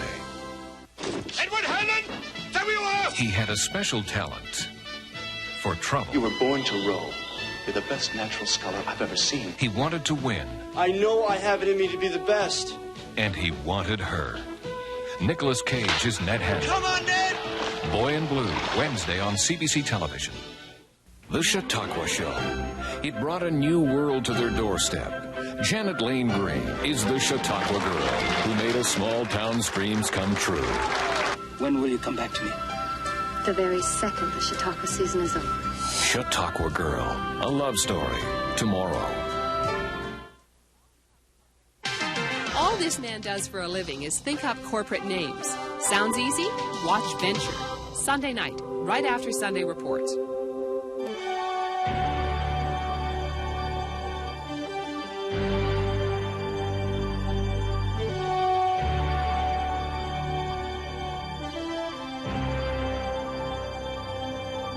Decades of memories crystallized on CBC. Remember 1957? Flanker left for the Bombers this time. There's no score in the first quarter of this Grey Cup game. There's the pitch. Running wide out to this side across the 40. And a fumble intercepted by Bobble. Bobble heading down the line. He may go all the way. Bobble is really turning it on. He's over in the corner. Touchdown for the Hamilton Tiger Cats. Still capturing the moments. The CFL on CBC.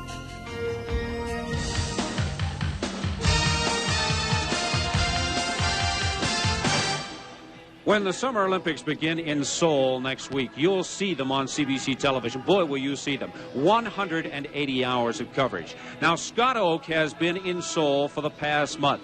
He sends this report to Inside the CFL. Steve, Ron, Saturday night in Canada is Sunday morning here in Seoul, and because you guys are leaving in just a couple of days, I thought I'd send along some advance word on what it is you're in for when you get here. It'll be a once-in-a-lifetime experience. I've been in Seoul for about a month now, and I can tell you the city is all dressed up and it's ready to go. This is a remarkable city. There are 10 million people here, and I think every one of them has a car. In fact, once you've experienced some Seoul traffic, you'll never again complain about rush hour traffic at home. The shopping here is just phenomenal. In fact, some of the guys have asked me to pass along to you. It'd be much appreciated if you brought along some extra cash. The markets here are full of all varieties of clothes, leathers, and shoes. In fact, if you can't find it in Seoul, you most likely can't get it anywhere. Just behind me is the main Olympic Stadium. All of the facilities that have been built for these 24th Summer Olympic Games are awe-inspiring. They haven't missed a trick. They employ the latest technology. These games could be known as the ones that produce a bucketful of world records. Athletes and officials are starting to pour into Seoul now, and if you say you're Canadian, Koreans, who for the most part do not speak English, will say Ben Johnson. He has the potential to be the single biggest star of these games, and his showdown with Carl Lewis goes at 11:30 p.m. Eastern, Friday, September 23rd. And, of course, we'll have live coverage of the semifinals and the 100-meter final on CBC TV. There's also a great deal of interest in other Canadian athletes like Ian Miller and Big Ben, Carolyn Waldo, Allison Higson, and Lennox Lewis and more. You'll see all of their events during our Olympic coverage. Our coverage kicks off on Thursday night on Olympic premiere, as well as previewing the games. We'll share with you some of the experiences we've already had in Korea. And on Friday the 16th, we'll have the opening ceremonies, which promise to be spectacular. And our coverage of day one of the game, Saturday the 17th, kicks off with basketball at 3 p.m. Eastern, Canada versus Brazil. And Ron, I know you're looking forward to joining Don Whitman for the call of that game. We'll see you guys when you get here. This is Scott Oak in Seoul. Thank you, Scott. And Ronnie is indeed looking forward to that big game, Canada against Brazil. Can they beat the Brazilians? They're going to have to beat Brazil. You know, they got to get up there, got to finish no worse than second in that pool. That's a big game right off the start. But you've been preparing for it, so that's you want the big ones right away.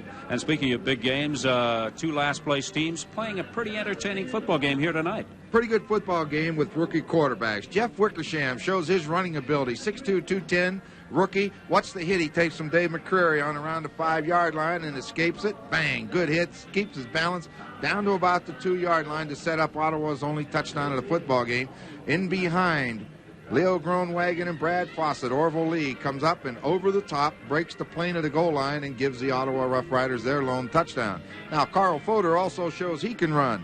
He takes the quarterback draw, back 2 steps, and the middle opens up. Nothing to it. Shows good running ability, gets it down deep into Ottawa territory, and then Fodor drops back.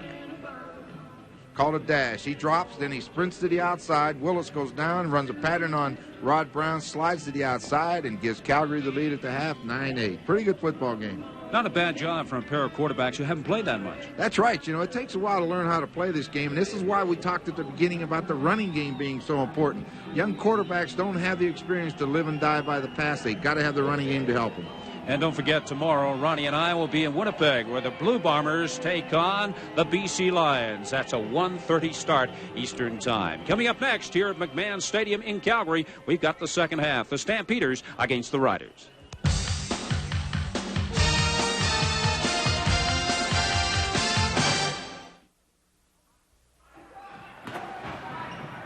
I'm out of here. I gotta go. Don't choke on it. What's he gonna do with the ball?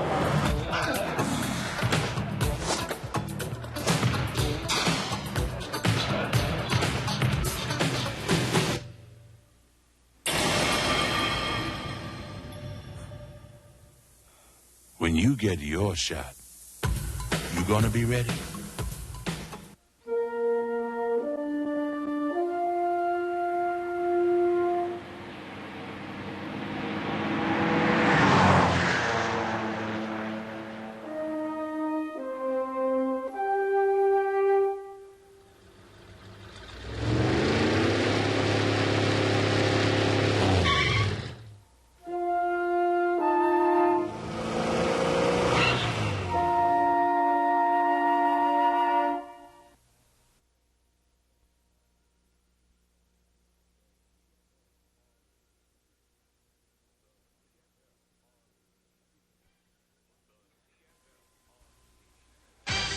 The CFL on CBC.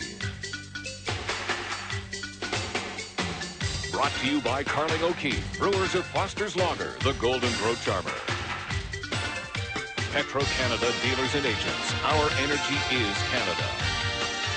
And by Priority Post EMS Courier, your better business connection in Canada and around the world.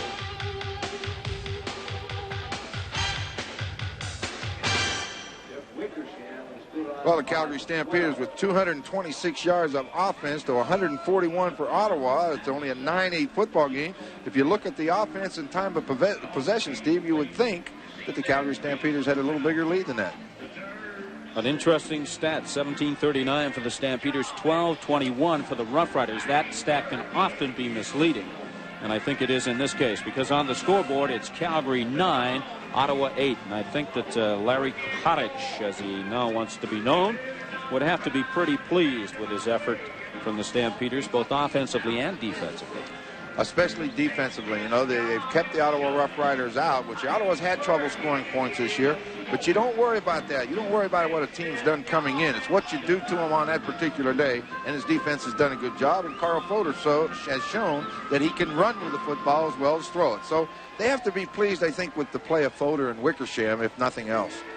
Next game for Carl Fodor and the Stampeders will be in Winnipeg on the 17th. Their next home game will be the 23rd of this month against BC. Next game for Ottawa will be Sunday, September the 18th in Hamilton. Their next Rider home game, Saturday, September 24th against Winnipeg. You know what, Steve? You look at this font right here, and I've been around the Canadian Football League for I don't even know how long, 20-some years. A million years, I heard. And I've never seen two teams where they've each rushed the same number of times that they've thrown the football. 11-11 and 19-19. That's about as even, you know. Coaches like 50-50, but this is ridiculous. 11-11, 19-19. But again, where it counts the most, Calgary lead, Ottawa 9-8. Second half underway here at McMahon Stadium.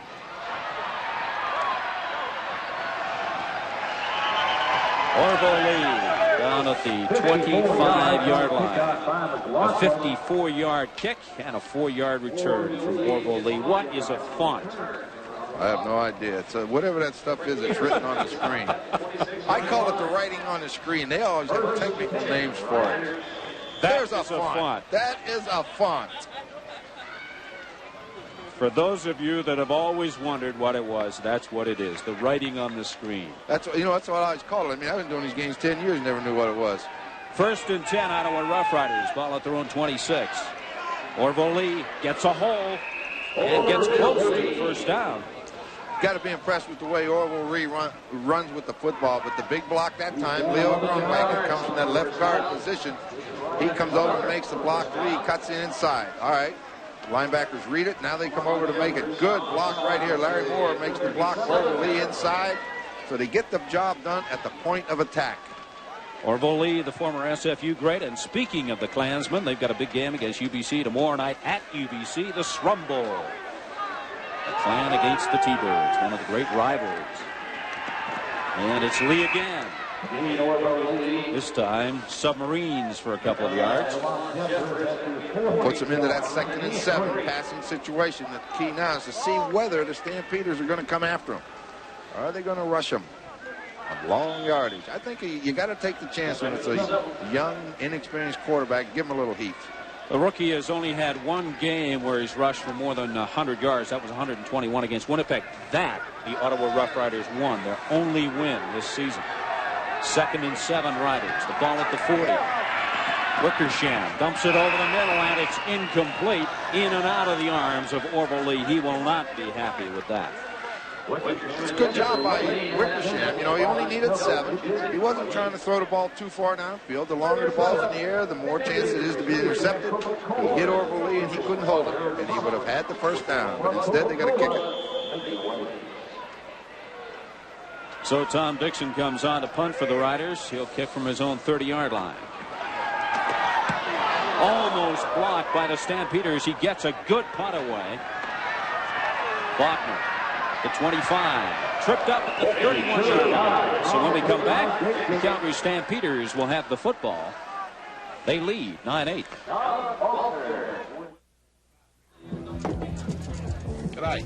I've asked Rick here to teach me the barman's art of pouring a perfect Foster's lager single-handed. How am I going so far? Not bad. This technique allows you to put the squeeze on the golden throat charmer with one hand while you're putting the squeeze on a German lady with the other. What more could a man ask for? Another arm, maybe. Foster's, the golden throat charmer.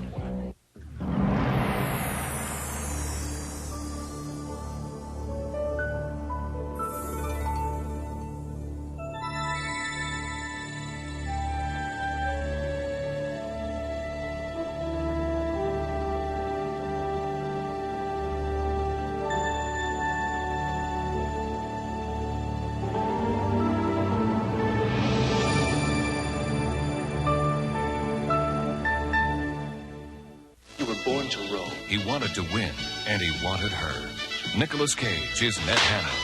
Boy in Blue, Wednesday on CBC Television. Thursday, a special Olympic premiere.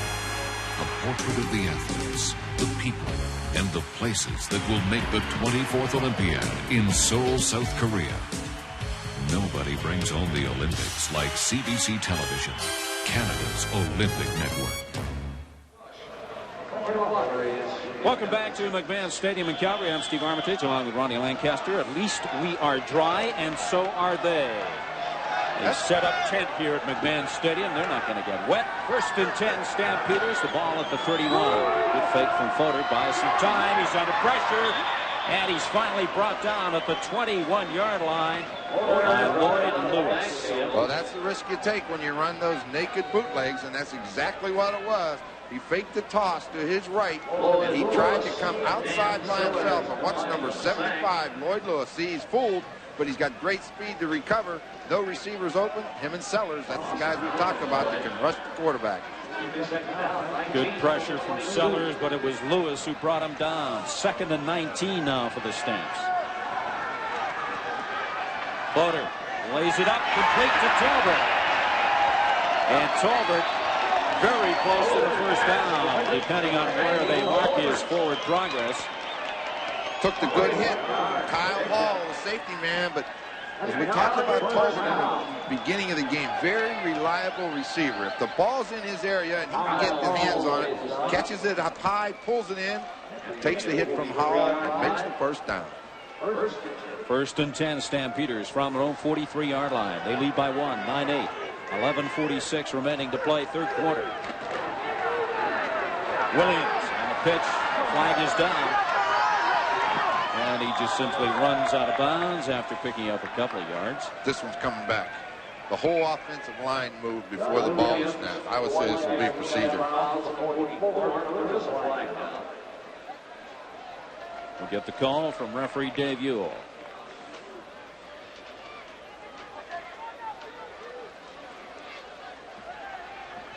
Procedure, Calgary 67, decline, 2nd down. Take a look at it on the replay. You're going to see them all as what. See, they're all on. The ball hasn't moved. And whenever referee, the linesman on the side, they call it. They look right down the line of scrimmage, and if they see the plane broken, the flag goes. And you saw the right tackle move. That's why the flag. The Ottawa Rough Riders coming into this game, the least penalized team in the CFL. Fodor has some room, gets a block, and he runs out of bounds as he crosses the midfield stripe into Ottawa territory. That's that design play that they scored the touchdown on. Fodor drops back into the pocket, then scrambles to his left. Darrell Patterson was the only guy that could prevent him from making the first down, and Fodor put a good move on him and got outside, and he made 10 yards, and that's what they needed. 7 carries for 40 yards, not a bad average, 5.8.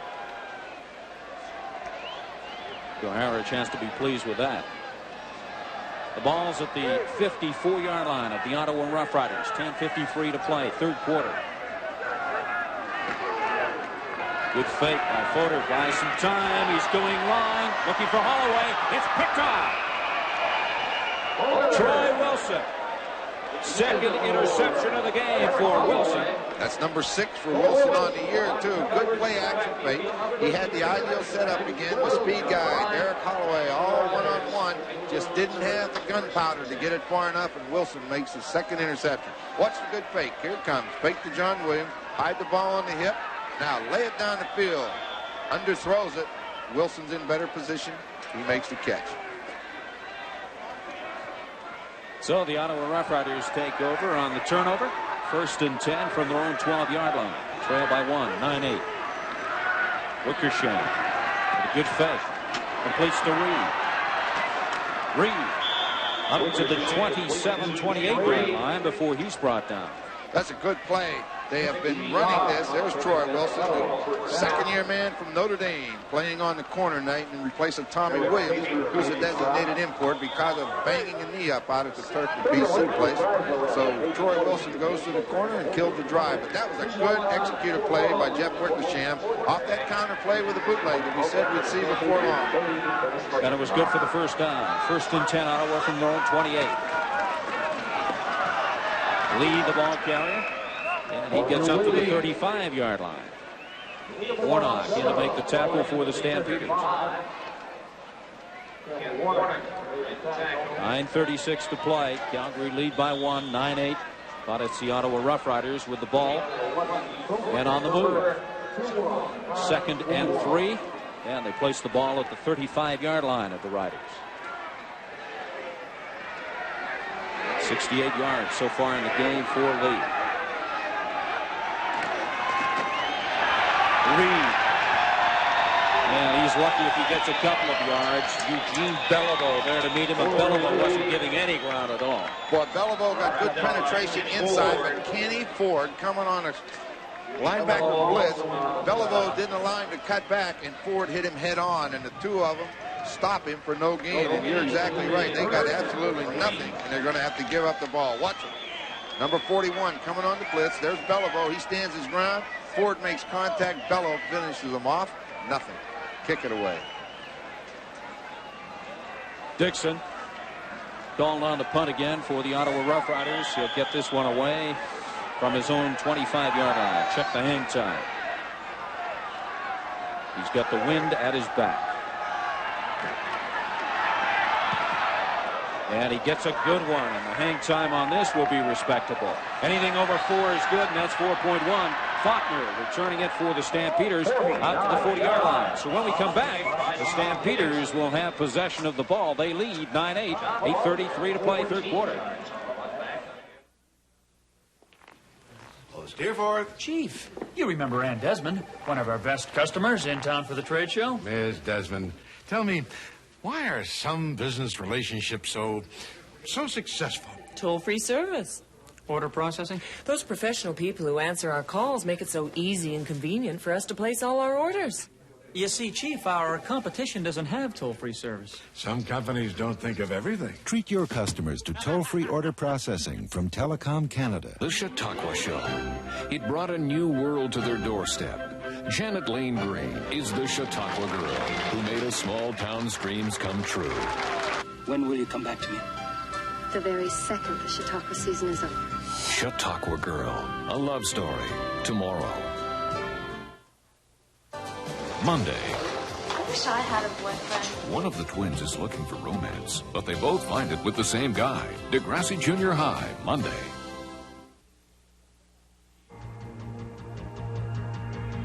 He anchors one of the best defenses in the CFL. BC's Jeff Braswell is a rebel with a cause.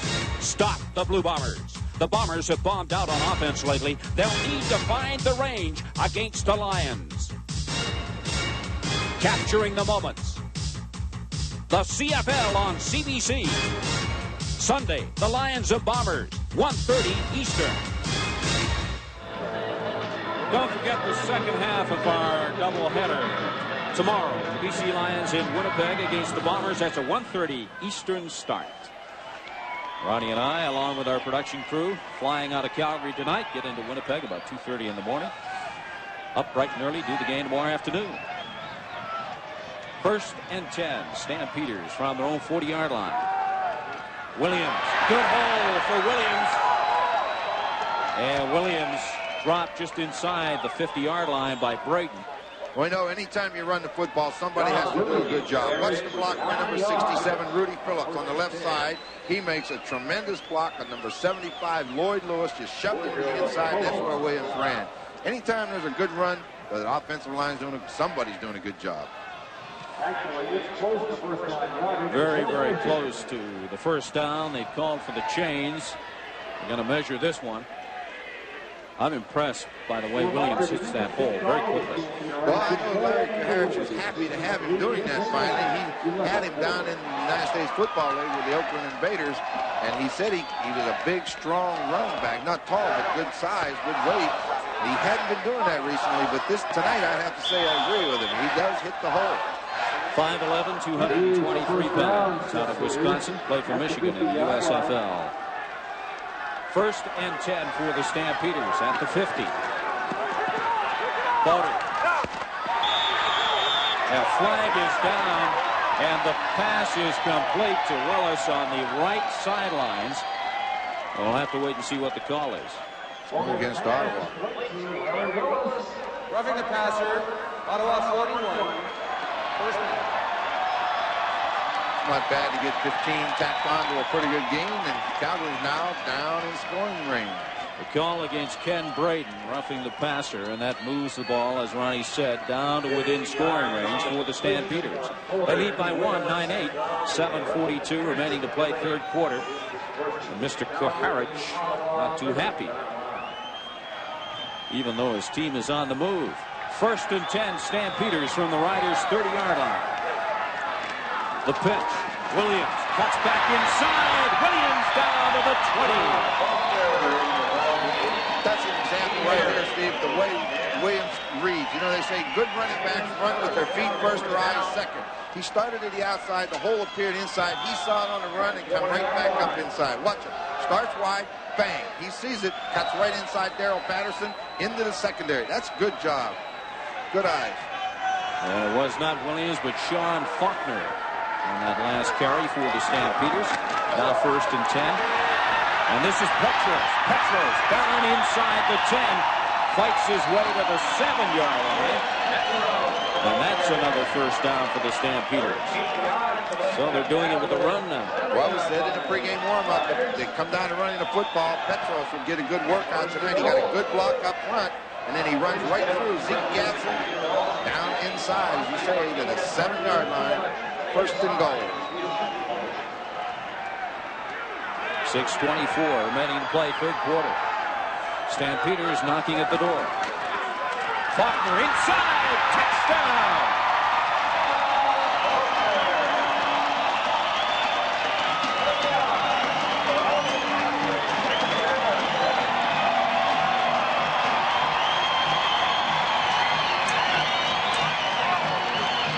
That's a good job up front by the Calgary offensive line. Sean Faulkner, the designated import tonight, will take the ball with him. His first touchdown as a Stampeder. Been alternating with John Williams at that running back spot tonight.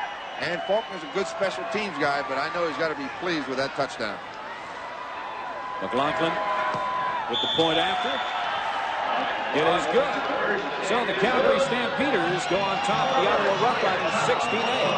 6:16 to play, third quarter. You're gonna like New Foster's Draft. It's great beer. It's fresh out of the keg. But the best thing is, you gotta go out to get it. Foster's Lager, now on tap. Go out and get it. I think I'm kind of exciting on the field. I'm not one of the bigger stars of the league, but I'm trying.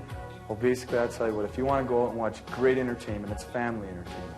It's unbelievable. You want fast pace, it's like a hockey game. There's people always moving around on the field. It's great for your kids to get out. They get to see the players, and you can get autographs, you can talk to them. Plus, I got a headband. I'll tell you what, I got the greatest headband in the world. No one else in the league wears a bandana like I do. There, come see me. There's something going on around here. Yeah. There's something going on around here. Yeah. Well, good job by the Calgary Stampeders using the running game to get it down and get it into the end zone. Here it comes up front. You see it right up the middle, right in behind Rod Lossow, Craig Watson, and Spolatini. And once he cleared the line of scrimmage, he coasted in. Quarterback viewpoint, handoff inside, handoff, straight through. Braden missed the tackle, and that's the 16-8 lead. Scoring drive, 5 plays, 70 yards. 8 up, 2:17 on the clock, and it was capped by Sean Faulkner. Stampeders kicking off following that touchdown. Taken by Larry Moore. Moore still on his feet. Good effort. He gets up to the 53-yard line, and Moore did all that himself. Sure did. You set your return up for the deep guys, but when it's kicked short, you just get it and get upfield, and that's what Moore did. A 44-yard kick, a 23-yard return from Larry Moore, and it gives the Rough Riders good field position. 6:07 to play. Third quarter, Calgary leads 16-8. Jeff Wickersham started the game at quarterback, still in there. Alfred Jenkins is the backup tonight. Art Sleester not playing because of problems with his ribs.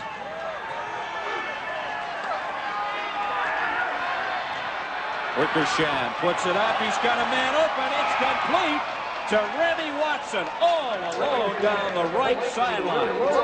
Remy Watson got in behind his own coverage. He had McCrary deep and Chris Major in the flat. He found it between there, and a good throw by Wickersham. Just laid it out, 49 yards. Watson's third catch of the night. None to Darnell Graham. But here he comes. He's got Nick Benjamin leading him. He'll just lay it out. He got a nice touch on the ball. Leads him to the sideline. Nice catch. Nice touch is right. Remy Watson. First TD pass in the CFL against the BC Lions last week. Wickersham again putting it in the end zone, and it is incomplete. Again, he threw it too far for the intended receiver, Elfin.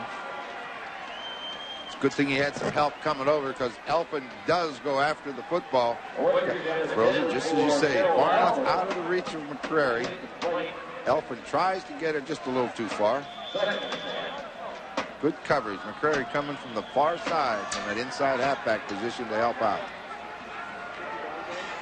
Calgary go on the scoreboard, and the Ottawa Rough Riders might have come back. This is the record of these two teams in the last 10 games. Heavily in favor of Calgary. 2nd and 10, Riders. Wickersham to throw again. Fires at the middle. Picked up. Big interception for the Calgary Stampeders. Jeffers picks it off at the 6-yard line and returns it just shy of the 20. Calgary Stampeders in man-to-man coverage. Wickersham was looking for his receiver coming across the middle. He waited till he cleared Finley. When he cleared the middle linebacker, he let it go, but hit Lamont Jeffers right between the 9 and the 5. Watch him sprint to his left. Now he's going to look right back into the middle. He's got the receiver coming across. Now he clears the middle linebacker, but look at this. Lamont Jeffers sitting there waiting on him. And snuffs out the drive, so Calgary takes over inside their 20.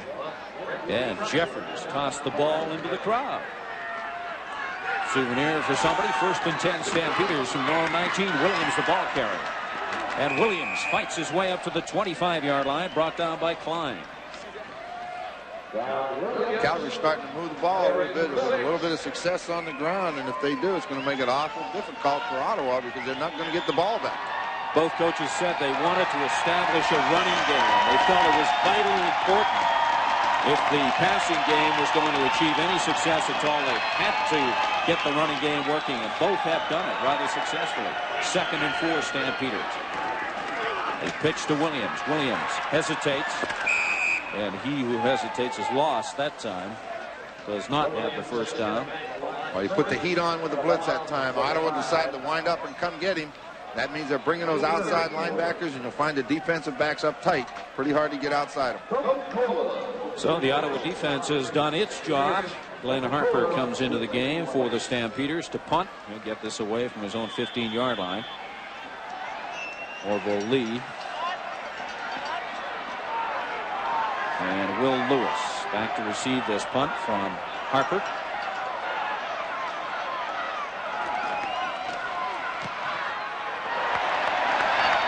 Good punt from Harper, taken by Lewis at the 35. Lewis up to the 45-yard line.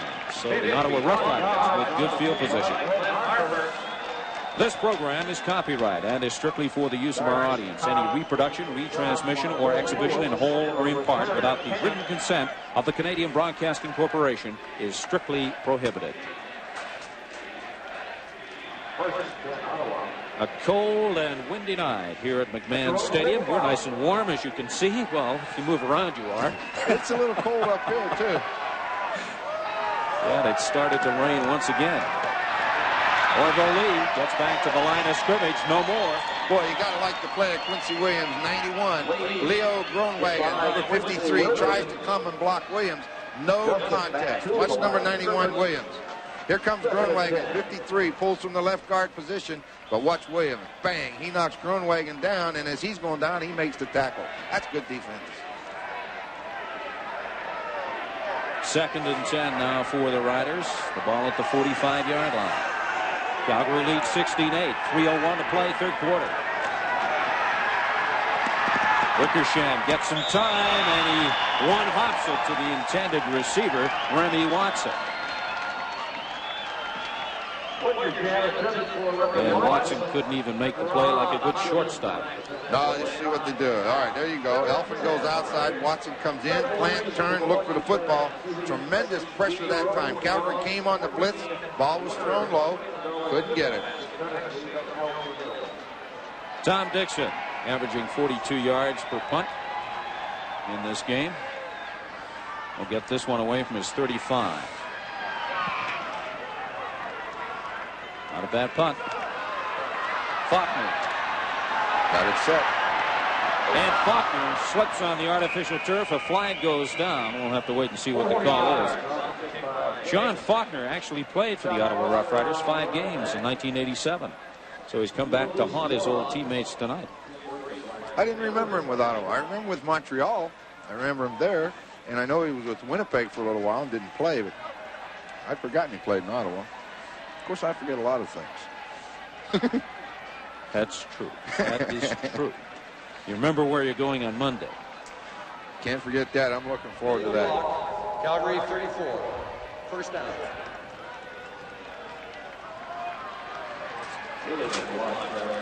Well, now you know why you're not winning football games. You're scoring 19 and Calgary's scoring 21. You need over 24 to win. And when you're giving up 35 and 26, you're not going to win many football games. You're going to have a losing record. You got to hold a team under 24 points to win, and you should score more than that. The penalty against the Stampeders. They're 1st and 10 from their own 14. Faulkner. And he picks up a couple of yards. Sellers in to make the stop. Broder's getting the plays called for him. Rick Warman, who takes his instructions from Larry Kuharich and then signals them out. Rick Warman from Eastern Washington. Not too far from Calgary. 2nd and 10. So no gain on the last play. Broder puts it up down the sidelines, intending for Willis, but it's incomplete. So Harper will come in and punt for the Calgary Stampeders. 1:41 to play, third quarter. Calgary leads 16-8. But on the last 2 series, the Ottawa defense has done the job. I think right now I'd take a shot and go after this one if I was Ottawa. They're going to have backed up to the goal line, and you know they haven't been able to put the ball in the end zone since early in the football game. Let's go after a big play. Let's see what can happen.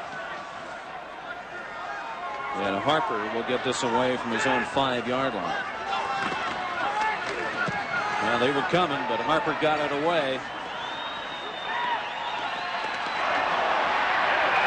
And Lewis is dropped back inside the 55-yard line, but nonetheless, the Ottawa Rough Riders will have good field position, a 39-yard punt, and 0 on the return for the Riders. As you say, good field position. And you can start the drive inside the other team's territory. That cuts down the distance in a hurry, doesn't it? A big hurry. So the Calgary Stampeders unable to get out of their own zone. And the Riders continue to apply the pressure. 1st and 10, the ball at the 52-yard line at the Stamps. They give the lead, and Lee gets down to the 46-yard line. Jim Reed goes in motion to his left, making it look like it's going to be some sort of a sprint out pattern, and all of a sudden they hand it off on the draw. What's coming from the left side of your screen? You'll see number 32. Jim Reed comes in on the middle linebacker, Matt Finley, and then Orville Lee picks his way through for about 6 yards. They need 4 for the first down. Lee now with 73 yards on the night. Ball at the 45. They give to Lee again. And Lee has the first down with about a yard to spare. Game at Doraville Lee on the carry for Ottawa. You were talking about a big football game for Simon Fraser. That's Lee's alma mater, UBC Thunderbirds, and them meet in that Shrum Bowl, which is always a big one in the city of Vancouver. You know, while we're talking about college football, we want to be sure to extend our best wishes and speedy recovery to Tuffy Knight, the head coach of the Waterloo Warriors, who had a mild heart attack last week and won't be able to coach the rest of the year. And as a result, his team got off to a tough start today, but the main thing is for him to get well. We hope to see him soon. One of the great characters in Canadian college football, Tuffy Knight. Tuffy, if you're listening and watching tonight, get well, guy. The game needs you. 23-14. Score in the first down department. Calgary leads 16-8. 15 seconds remaining, third quarter. Wickersham, good fake, gets some time. Hole opens up. Wickersham slides. Short of the first down, needing them about another 4 or 5 yards for the first down. Got about 5 yards. Not a bad way to get it. Well, that's what we talked about earlier when Bob Weber said yesterday, if he has a weakness, he has a slower release, but he does have a strong arm.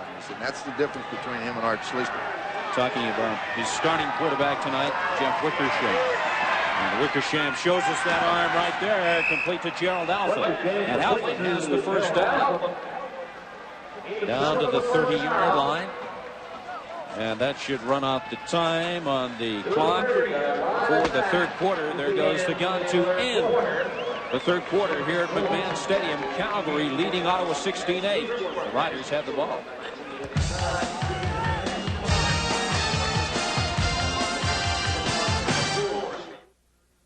How is Priority Post EMS Courier better connected? Through an experienced national network with reliable next business day delivery most everywhere in Canada and all the choice, convenience, and price features you'll ever need. Through better connections to the U.S. And through the EMS Courier network, better connected to Europe and to over 60 countries right around the world. Priority Post EMS Courier, Canada's better business connection.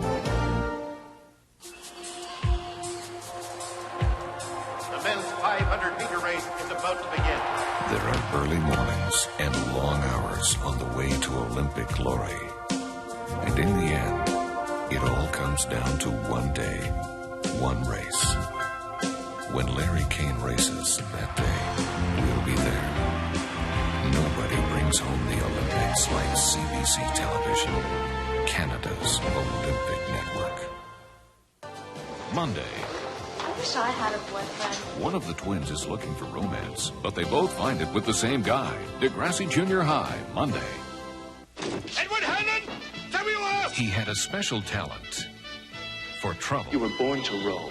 You're the best natural scholar I've ever seen. He wanted to win. I know I have it in me to be the best. And he wanted her. Nicolas Cage is Ned Hannon. Come on, Ned! Boy in Blue, Wednesday on CBC Television.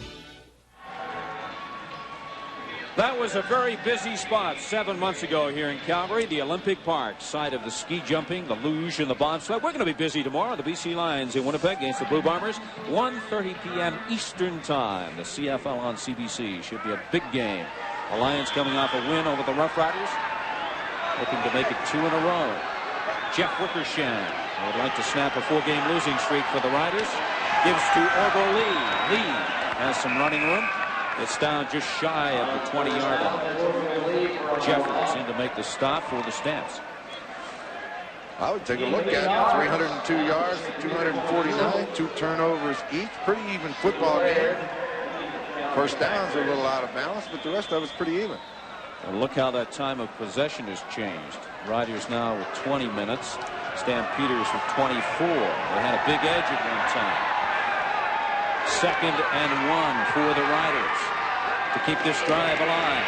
Flags go down. Wickersham puts it up. It's incomplete. It was intended for Larry Moore. Boy, I love the call. He had him up there. A little play action on 2nd down. Had him wide open in the flat. Threw it low. Let's see what the penalty is. It looks like Calgary.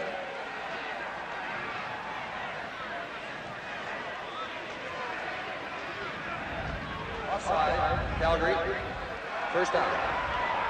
Offside the call from referee Dave Ewell. And that'll keep the drive alive for the Riders. Well, just looking at those numbers on the screen, I wouldn't say the fourth quarter's been great to Ottawa, is it? Not a great final quarter for the Ottawa Roughriders. Layton would like to change that tonight here against the Stampeders. They're now 1st and 10 at the Stamp 17-yard line. They get to Orville Lee, shakes off one tackle, picks up about 2 or 3 yards. Come back on that counter play, but the Stampeders caught him with a blitz, and Ken Ford come running from behind, tripped him up. And then he stumbled forward and gets about 4 yards. Well, it's fake now. Come on back the other way. But coming from the backside, Williams and Ken Ford. And then Finley and Derek Taylor. They're knocking down. Big down. Second passing situation. 2nd and 7. The ball's at the 14. Calgary leads 16-8. Wickersham. And almost picked off by the Stampeders. I tell you what, I think that was a heck of a throw. I mean, it was going right at him, but Lamont Jeffers dove from his linebacker position and got a hand on it. That was a nice throw. He had a lot on that ball, and that may have saved him that time. Yeah, I think that did save him an interception. Get a little bit of a play action to his left. There it is. Now he plants. I looked to the outside. He's got the receivers inside the defensive back. Takes a good hit from Stu Laird after he throws it. But Lamont Jeffers got that hand in there and knocked it away. Tom Dixon will attempt a field goal from the 21-yard line. And this one is good for Tom Dixon. So the Ottawa Roughriders now with 11 points on the board. Calgary still lead. They have 16. We'll be back.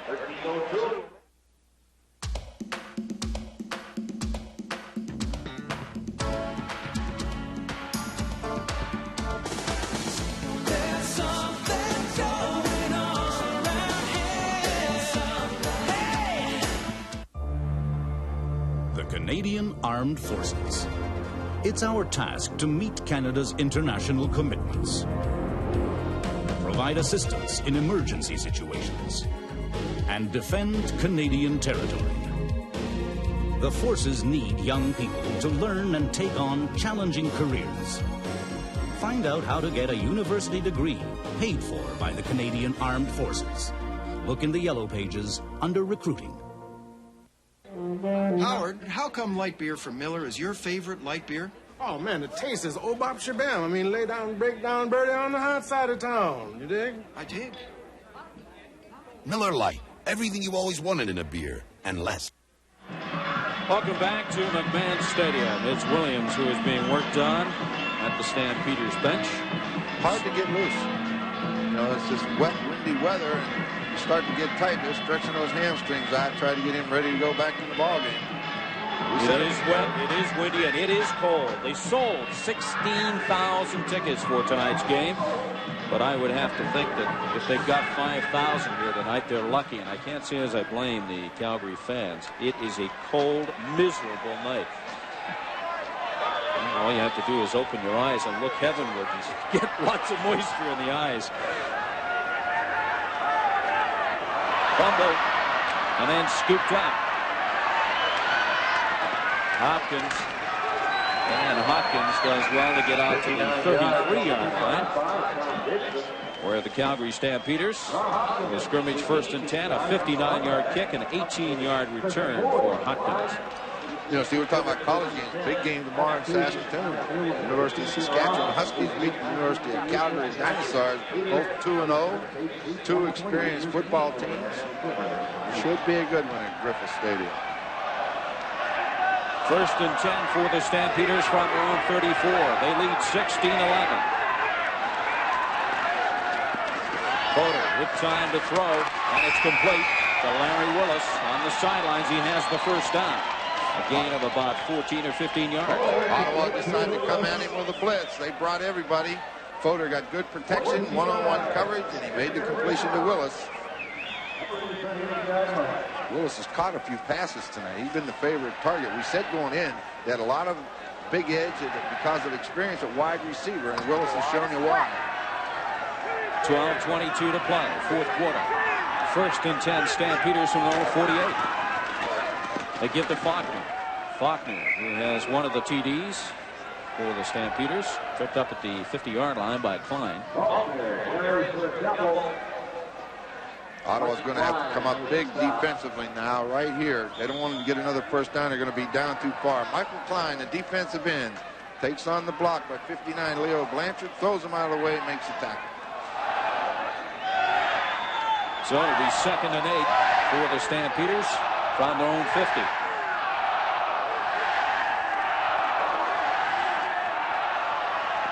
And Fodor intending that one for Marshall Toner. It falls incomplete at the feet of Toner. You saw who was doing the hitting, though. Number 75, Lloyd Lewis, coming from that defensive end. He got the shoulder into it. Watch, coming from the top of the screen. Number 75, here he comes, gets around Phillip, bang, hits him, just he throws it, and then lands on him. You get those shoulder pads under that left arm, it has an effect on the ribs. Sometimes that hurts more than the tackle. The guy falling on top of you after the tackle. Especially when they're big. Harker with the punt. A good high spiral. Forcing Lewis back to his 5. And he's tripped up at the 11-yard line. And it was Ford getting downfield very quickly for the Stampeders to make the tackle. A 55-yard kick and a 6-yard return. Well, when you hang that ball up almost 4.5 seconds, you'll get good coverage, and they got it. They got him pinned down in there. Kenny Ford, leading tackler on the football team, shows why. Anything over 4 seconds is considered good hang to it. Allowing the special teams to get downfield and make the stop just like they did then. 1st and 10 Riders, the ball at the 11. Wickersham. He's complete. Gerald Alphen. A good reception across the 35-yard line. That gets you out of a hole in a hurry, doesn't it? Yeah, and when you need to get out of a hole, go to the guy that's done it for you most of the season. Alphen came in tonight with 736 yards, 39 receptions. He just made a big catch, and he gets him a little bit of breathing room. So it's 1st and 10 now for the Riders. The ball at the 37. 10:35 to play, 4th quarter.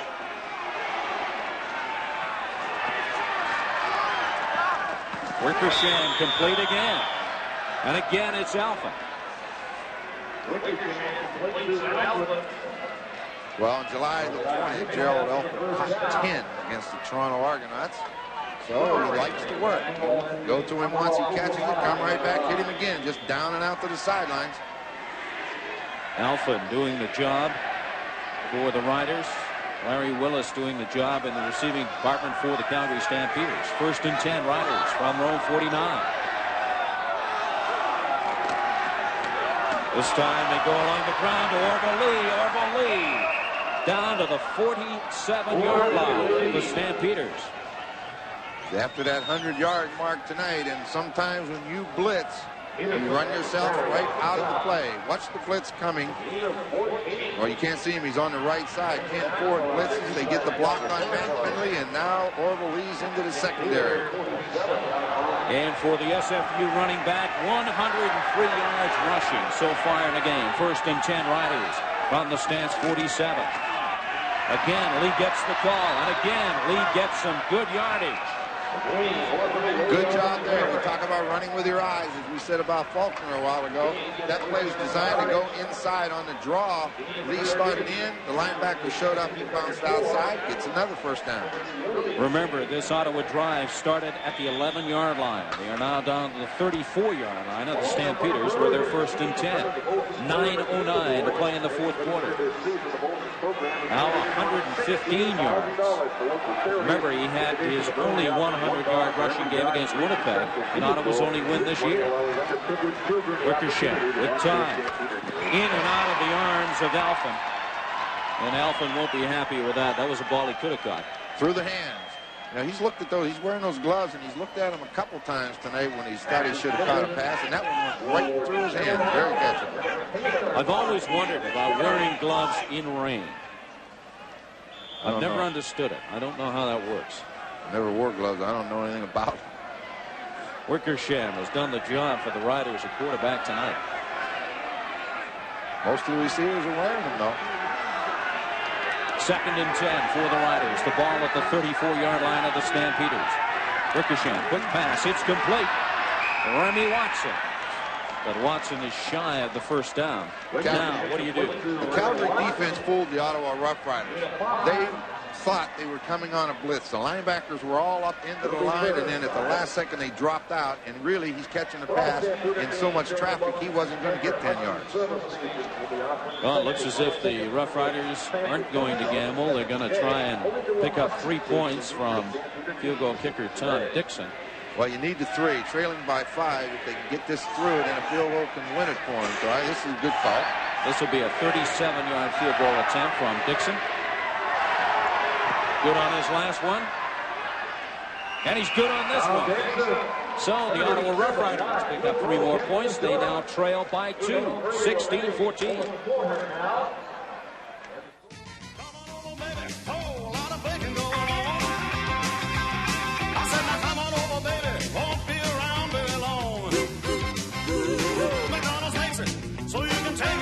So come on, shake it with the bacon. Bacon, bacon, bacon.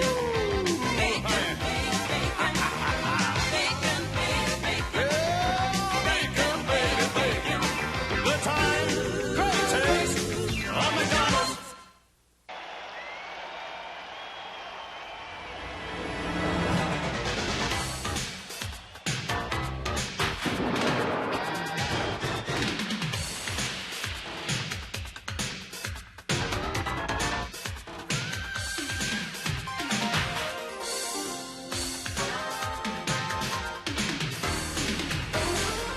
CBC Television and CBC Radio, Canada's Olympic network. The Chautauqua Show. It brought a new world to their doorstep. Janet Lane Green is the Chautauqua girl who made a small town's dreams come true. When will you come back to me? The very second the Chautauqua season is up. Chautauqua Girl, a love story, tomorrow. All this man does for a living is think up corporate names. Sounds easy? Watch Venture. Sunday night, right after Sunday Report. Our exclusive coverage of the Summer Olympics in Seoul begins this Thursday, September the 15th, with the Olympic premiere, 8 p.m. Eastern Time. And then the opening ceremonies on Friday, September the 16th. And, of course, day 1 coverage and the big game. Brazil against Canada, men's basketball. Ron Lancaster will be there with Don Whitman to bring you that one. That young lady, I don't think, is thinking basketball right now. She's very much concerned about this football game here at McMahon Stadium. Riders kicking off following Dixon's field goal. This is Holloway. And Holloway crosses the 30-yard line, so the Calgary Stampeders will scrimmage from there. They lead 16-14, 7:57 to play, fourth quarter. Well, that Ottawa defense has done a good job. Well, so far, Ottawa scored more in the fourth than they've given up, and that's a big difference looking at that stat that was up there a while ago. Remember, they had given up 120 points in the fourth quarter so far this season, so they are definitely improving in this game. First and 10 Stamps from their own 31. Good pressure. Fodor gets it away, and it's incomplete. He was looking for Larry Willis. Willis had to go in and out of his arms, but he was down on the ground trying to make that catch. Sellers came on the inside rush, and it looked like he was going to get to him, and then Fodor scrambled away from him, but Darrell Patterson coming on the next wave, he's the guy that forced the throw.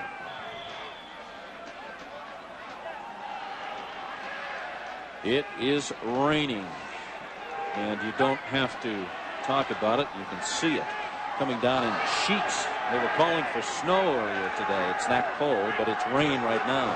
Second and 10 Stamps. And it's complete. Sean Faulkner. And Faulkner to the 46-yard line of the Riders. Well, that's a quarterback's dream to get a guy like Faulkner, a running back, isolated on Darrell Patterson, an inside linebacker. He shouldn't be able to cover him from that position, and he didn't. A big play for the Calgary Stampeders. Emmanuel Tolbert going on that crossing pattern. Watch out, ref. Ouch. He didn't go down. Great balance.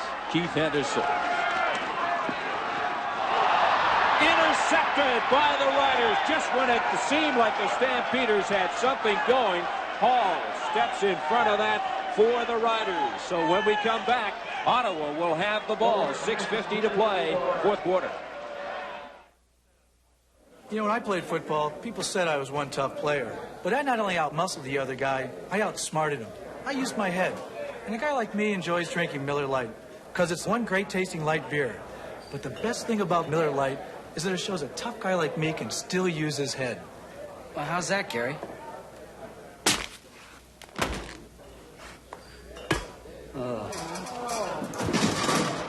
Miller Lite.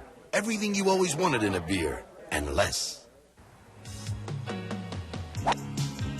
In 1985, I was involved in a serious accident. I almost lost my right arm. Some kids in the War Amps child amputee program weren't so lucky. My friend Boyd had his arm severed in a farm machine. In the past, I've helped spread the War Amps Play Safe message, but now it means even more to me to say safety is no accident. So play safe. Right, Boyd? Right, Jim. It was a game that from the very beginning, it just seemed like whoever had the ball last was going to win. What it showed for the CFL is that the explosiveness within our rules, how much offense we can put out, what can happen in a game. I mean, any Super Bowl in the last 10 years can't even come close to that game. And it was almost the perfect game, almost the perfect game. Wrong team won.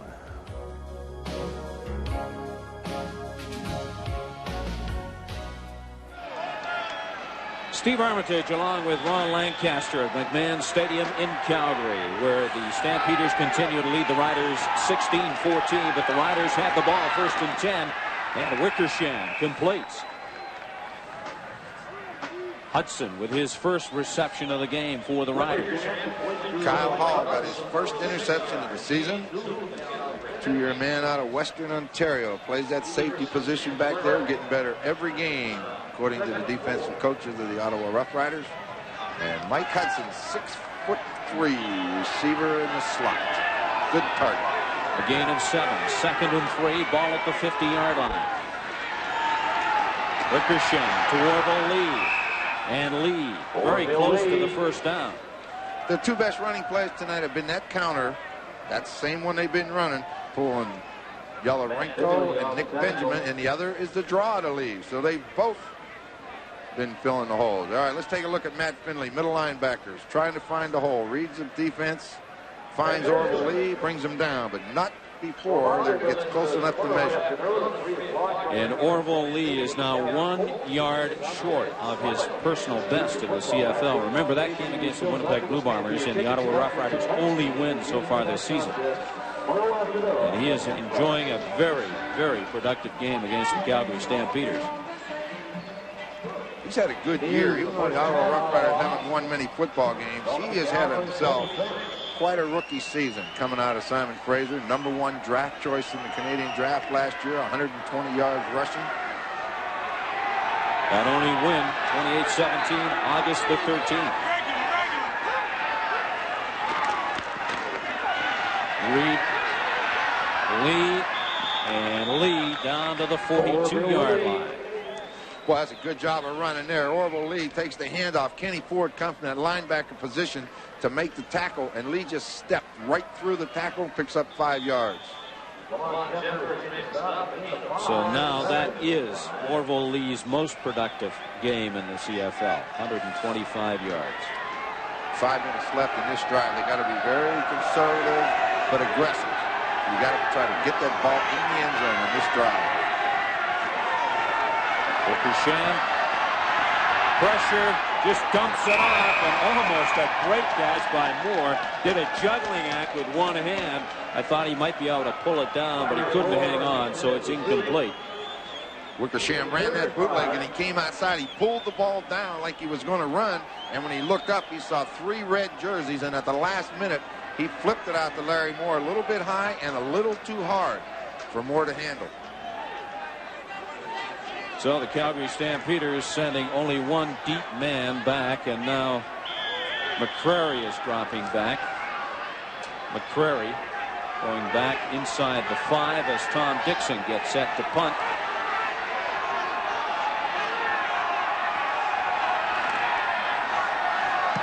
And Dixon angles it off to the right side. Bounces into the end zone where McCrary drops to one knee and concedes the single point. So it is now 16-15. Well, I don't know. You'd be real pleased with that if you're Tom Dixon. He wanted that ball out of bounds anywhere inside the 20 because that ball's coming all the way out to the 35-yard line. So they really didn't gain any field position at all. 4:39 remaining on the scoreboard clock here at McMahon Stadium. And once again, the rain has let up a bit. Kyle Hall did it for him last time. Now they need the big defensive play again. 1st and 10, Stampeders from their own 35, following that single point from Dixon. Good rush. And Fodor is dropped. The ball is loose. Who's recovered? Ottawa picking up the fumble. The Rough Riders have recovered. I believe number 75, Lloyd Lewis, is going to be the man on the bottom of the pile. Let's see. Sure is. He's got the ball. He's had a pretty good night, Steve. A little bit of pressure, a fumble recovery, run down some ball carriers. Boy, Fodor was lucky a couple times bounced on. Should have thrown this ball up in the stands. There he is. Drops, rolls out, stops. Right here. You either have to throw it away or put it away, but it comes loose, and number 75 falls right on it. Big play for the defense. We just talked about they needed it. We talked about Lewis at the opening of the game tonight. One of the keys for the Ottawa Rough Riders defense, and he has been that. Orville Lee, the ball carrier. Laird in on the tackle for the Stampeders. Lloyd Lewis came back to the Ottawa Rough Riders after a try with the Seattle Seahawks, I believe, last year. Was their outstanding defensive player with 13 quarterback sacks, and he showed you he can play defense. This is the play that's been successful for Ottawa, but Calgary's decided they're tired of sitting back in that zone. They came after him on a blitz, and a blitz will mess up the running game as much as a passing game. A gain of about a yard. Make it 2nd and 9 for the Riders. The ball at the 27-yard line. Wickersham wants to pass. He's going deep, and it's incomplete. He was intending that for Remy Watson. Hopkins covering on the play, and again, Wickersham has overthrown the receiver in the end zone. That's the 3rd time in this game he's done that. Well, he's shown he's got an awful strong arm, but I tell you, Ron Hopkins did a good job of covering Watson down the sideline. He had perfect position. He had nowhere to go. Watson was pinned on the sideline. No chance. And now Dixon has a chance to put him ahead. All the pressure in the world on Tom Dixon. This will be a 34-yard field goal attempt. And it's no good. It's low. It bounces in the end zone. Again, Calgary concedes the single point. We are tied at 16. So with 2:54 to play, it's tied. Purity has its mark. With gold, it's stamped right in. In Canada, another symbol for purity is HT. Found on HT lubricants from Petro-Canada, the only lubricants formulated from a base oil that's 99% pure. HT lubricants from Petro-Canada for your farm, business, or vehicles. Your assurance of quality that's as good as gold. Новая хоккейная форма Купероса G самая лучшая для скорости. Удобно, эластично и придает мне уверенность, потому что ты никогда не знаешь, кто в другой раздевалке.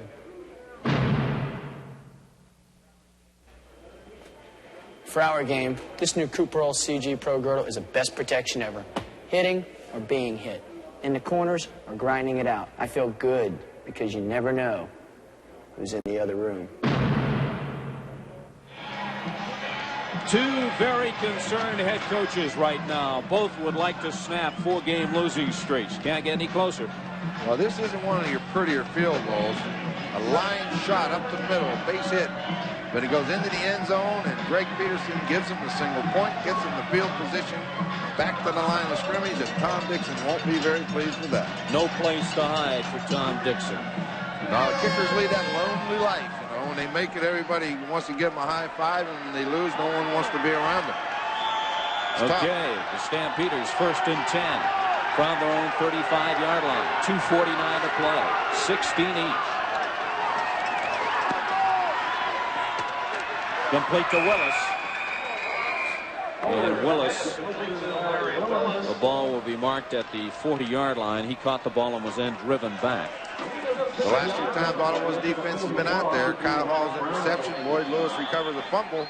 2 big plays has got them in the tie. Now they need another one to get that ball back in the last 2 minutes. 2nd and 5. Ball's at the 40. 2:29 to play.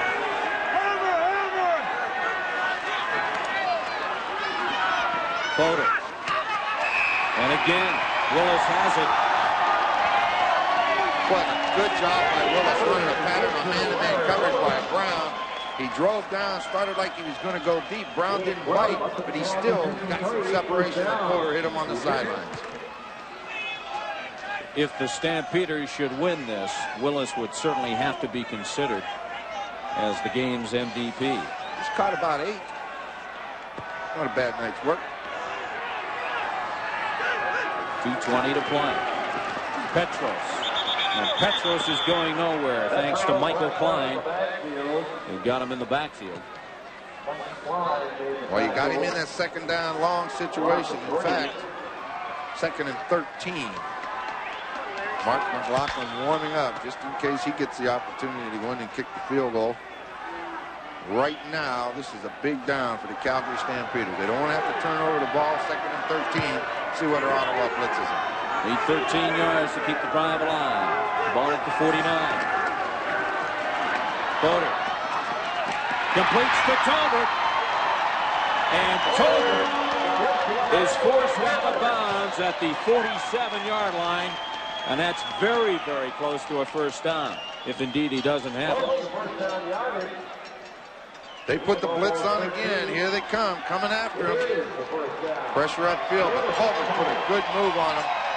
Number 21, Will Lewis, he makes the catch, and it is a Calgary 1st down. Emmanuel Tolbert stepping out of bounds at the 1st down yardage marker. It is indeed a 1st down. It keeps the drive alive. 1st and 10 for the Stamps now. The ball at the 47-yard line of the Ottawa Rough Riders. 1:56 to play. We're still tied at 16. And Fodor just fires that one into the artificial turf. Good move. Threw it in the direction. At all. Threw it in the direction of Willis. He was covered. It bounced. No problem. Saw that thing on Emmanuel Tolbert at SMU, Southern Methodist University. Did you know that he led the nation in pass receiving? I knew that. Senior year. I knew you knew that. I knew that. Being a quarterback, an old quarterback, Steve, you follow all that stats. I knew that. 2nd and 10. The ball at the 47-yard line. 1:52 to play.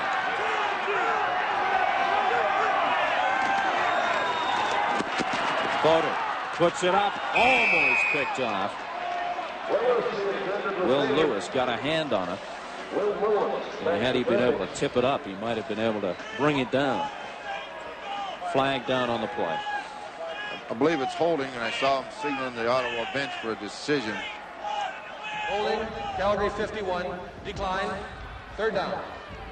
On the center, Rod Loso. You got to kick it. You got to punt it. It's too far to kick a field goal. This is the time for Orville Lee or Will Lewis to make the return.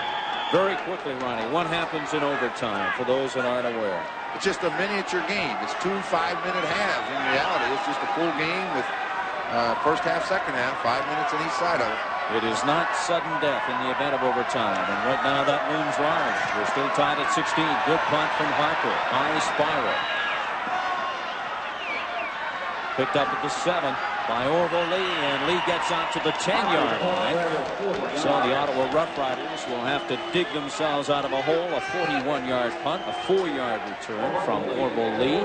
1:37 showing on the scoreboard clock. It's a big series right here. 1:37 is an awful lot of time. Ottawa needs the 1st downs, to get out of that end, because if they have to turn it over in 2 plays, the Stampeders will be in field position already. Last time the Ottawa Rough Riders beat the Stamps here at McMahon, 1983. They'd like to end that drought tonight and also snap a 4-game losing streak at the same time. Wickersham, quick pass, incomplete. Boy, he threw a slant, and Stu Laird, the defensive end, knocked it down almost. He reached to grab it. It just went off his fingers. 34 times these two teams have met down through the years. There has never been a tie. And there won't be a tie tonight. Well, it could be. It could be. It could be. If they can't break the tie after 10 minutes of overtime. This is 5.5. This is a tough decision right here. What are you going to do? Throw it deep. Wickersham gets the time, and he throws it into bounds. Good throw. No one open over there. Nobody at all. Both receivers covered. Throw it at the bench. Put the pressure on the defense. So that puts some more pressure on Mr. Dixon again, who has to punt from his own end zone as the Calgary receivers go back to pick this one off. He's going to have to hit a good punt, a real good punt to get him far enough to where they have a chance to keep him out of field goal range. 1:28 to play. Not a bad punt. Good kick. Taken by McCrary. McCrary gets down inside the Ottawa Rough Riders territory, tripped up at about the 43-yard line, so the Stampeders will have excellent field position from which to start this drive. 1:17 remaining to play. A 51-yard punt and a 19-yard return for McCrary. Well, right now it's on the 41-yard line. That would be about a 48-yarder if they had to kick it now. I don't like the odds in this kind of weather. They're going to need about 10 yards. Well, they mark the ball at the 43. 1st and 10, Calgary. Floater puts it up. And it was intended for Larry Willis, but it's incomplete. That foot ready. From this position on the field, do you kick the field goal or punt it and hope Harper hits it into the end zone? That's a decision if they don't move the ball closer. Well, McLaughlin, coming into this game, only had 1 field goal and 1 convert since replacing J.T. Hay. 1:12 to play. 2nd and 10, Stampeders. The ball at the 43. Boder, under a lot of pressure, finally gets it away, and it's intercepted. The Rough Riders coming up with a key interception. Wilson, his 3rd of the night. Not having a bad night for a guy that moved to the corner from the inside halfback position. That ball was tipped by Sean Faulkner. Fodor was scrambling around, and at the last minute he saw Faulkner try to throw it. It went off his left hand right into the arms of Troy Wilson. Watch him. He looks to his right. He's got Klein after him. Now he scrambles back. Now he'll see him. Throws it right off of his left hand, up in the air, and Wilson right on the spot for the interception. And Kuharich was speechless after that. 1st and 10 for the Riders now. Wickersham puts it up. And it's at the feet of the intended receiver, Jim Reed. It's incomplete, so it'll be 2nd and 10. We've got 56 seconds remaining to play.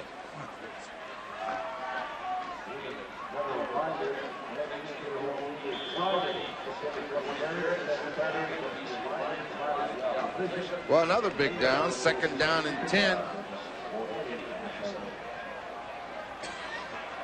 And that much time remaining to play. We could have overtime. Wickersham, good fake. Buys a little bit of time. Under pressure. Great pressure there for Warnick. And the Calgary Stampeders defense has done the job. Quincy Williams finally pulling Wickersham down. He came into the game, we said, with 6 quarterback sacks starting the evening. He had 1 earlier. It's going to give him 8. He'll take over as the sack leader. Well, you see the pressure. Here they come.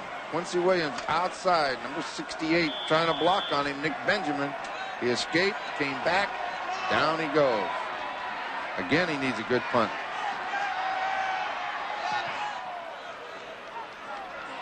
Not a bad punt.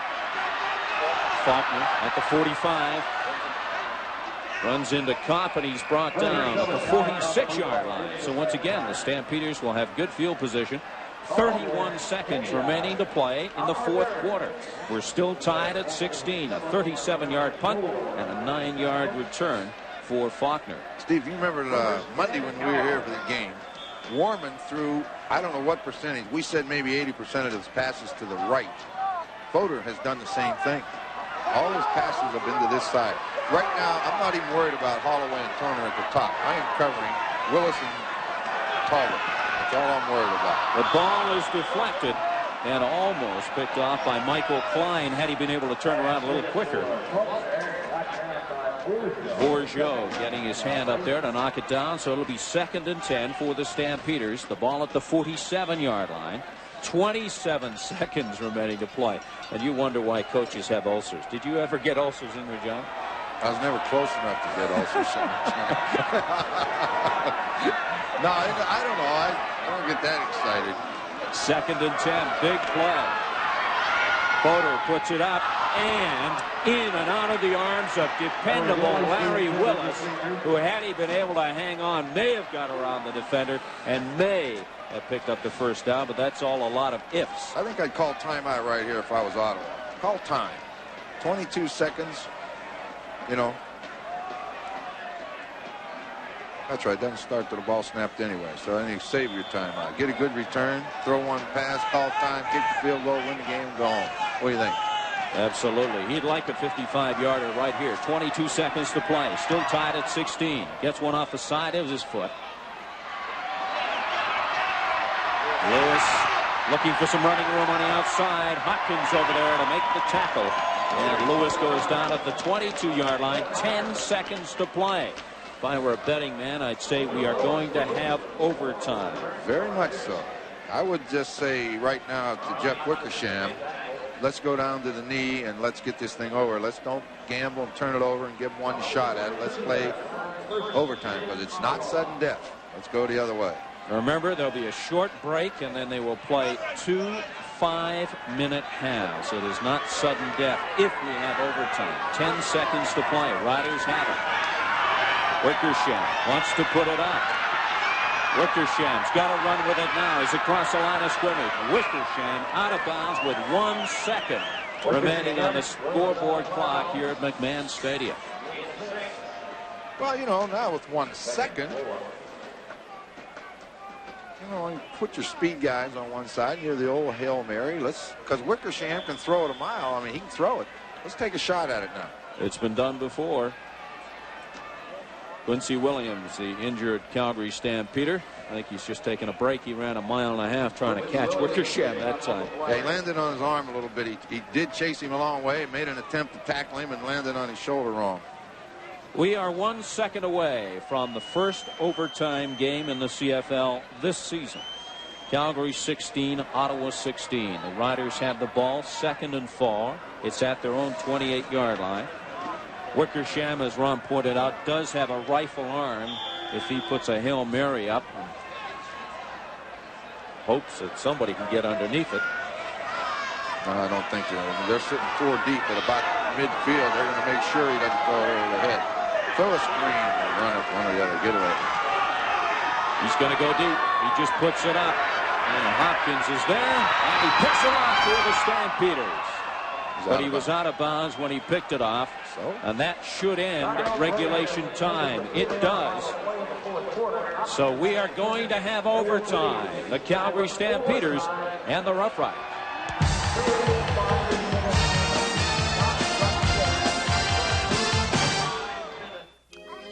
When they were little, they talked. And when they got a little older, they talked non-stop. But now, they've stopped talking. So where's this party at? When it comes to issues like alcohol and other drugs, it's not always easy, but you can help by keeping the conversation going. You're important to them, and your understanding means a lot. To help you talk with your kids about drugs, contact us for this free booklet.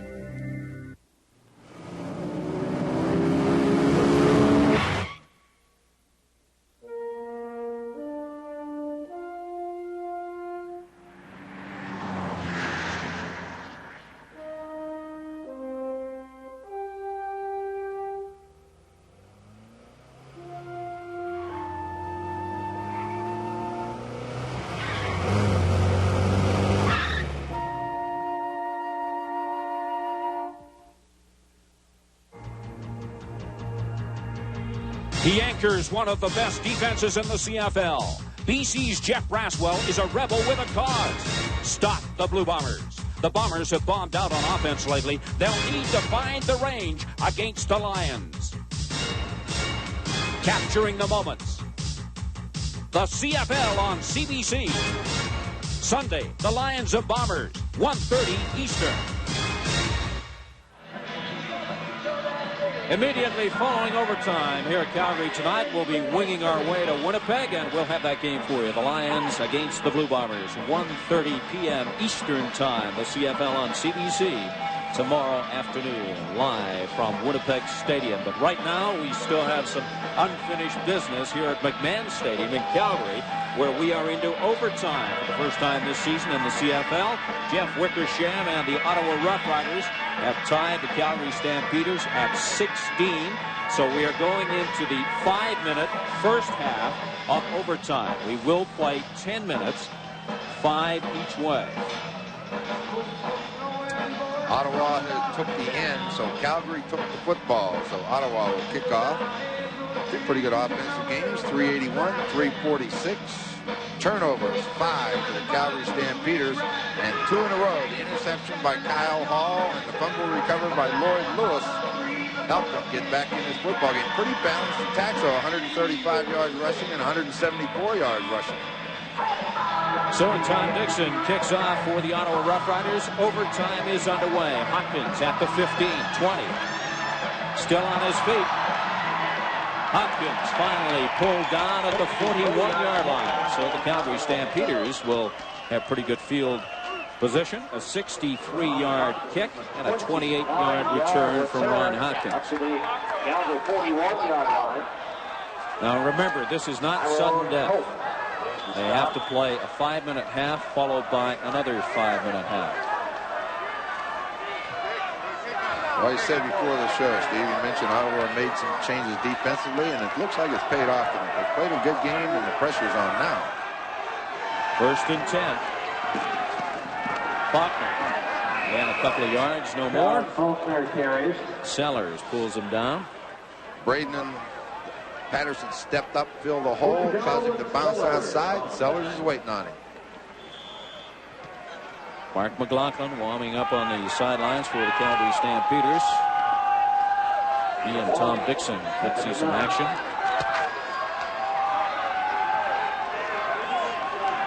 Second and 9. Ball's at the 42.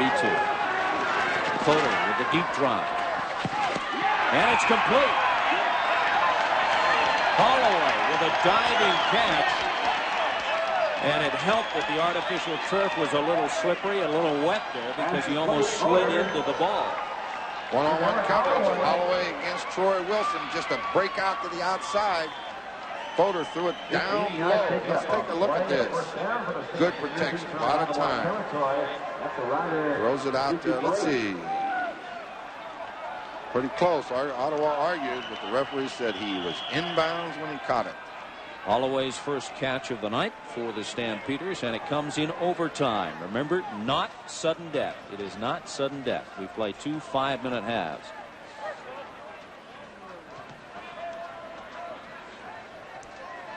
.344 remaining in the first half of overtime. On a cold and wet night at McMahon Stadium in Calgary.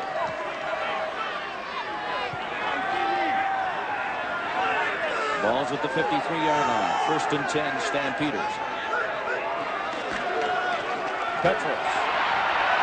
And Petros has got some running room down inside the 40. Hall brings him down for the Riders.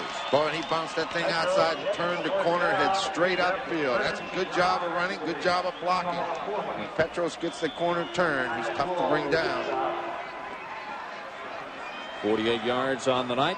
But the big rushing story in this game has been Orville Lee, a personal best in the CFL for the rookie. He had 121 against Winnipeg. He has surpassed that against the Stampeders tonight. 1st and 10, Calgary. Fodor puts it up. It's complete. And then a fumble. But it was fumbled into touch, and the last player to touch it was Marshall Toner with the reception. So Calgary will retain possession. He has not come to that side of the field to Toner and Holloway a lot. Most of his action has been Willis and Talbert on the right side. This time, play action. Toner just down and out, makes the catch, and as you say, the last one to touch it before it goes out. So Toner keeps it, and Calgary's in pretty good position. 2:23, the clock is running. 1st and 10, Stampeders, the ball at the 28-yard line of the Riders. Petros gets a bit of a hole outside, picks up 3 or 4 yards. Sellers in on the tackle for Ottawa. Well, those changes Ottawa has made, you know, with Sellers, he's played a good football game for him. Lloyd Lewis has been outstanding. Zeke Gatson has been around the football. And Wilson moving to the corner. Their defense has played well. 2nd and 8. The ball at the 26-yard line. We're in overtime. We're tied at 16. 1:45 to play in the first half of overtime. Flag goes down. Folder is dropped. Well, we just talked about Zeke Gatson. I think we're going to get a procedure call also, I would say, against the left guard. I'll almost bet you it's the left guard, Spallettini. Procedure, Calgary 61, decline, 3rd down. Just a delay. You saw him move before the ball was snapped. Referee threw it immediately, but Zeke Gatson was around him in a hurry and on top of Fodor. So it's going to be 3rd down, and they're going to try the field goal, Steve. Tom Spallettini, a guilty party on that one. So now all the pressure on Mark McLaughlin. This will be a 42-yard field goal attempt for Mark McLaughlin. And it's a low line drive, and it's wide. But it will be good enough for the single point to put Calgary on top, 17-16. So Tom Dixon hit a line drive, and now Mark McLaughlin hits a line drive. But Calgary leads by 1 with 1:16 to play in the first half of overtime.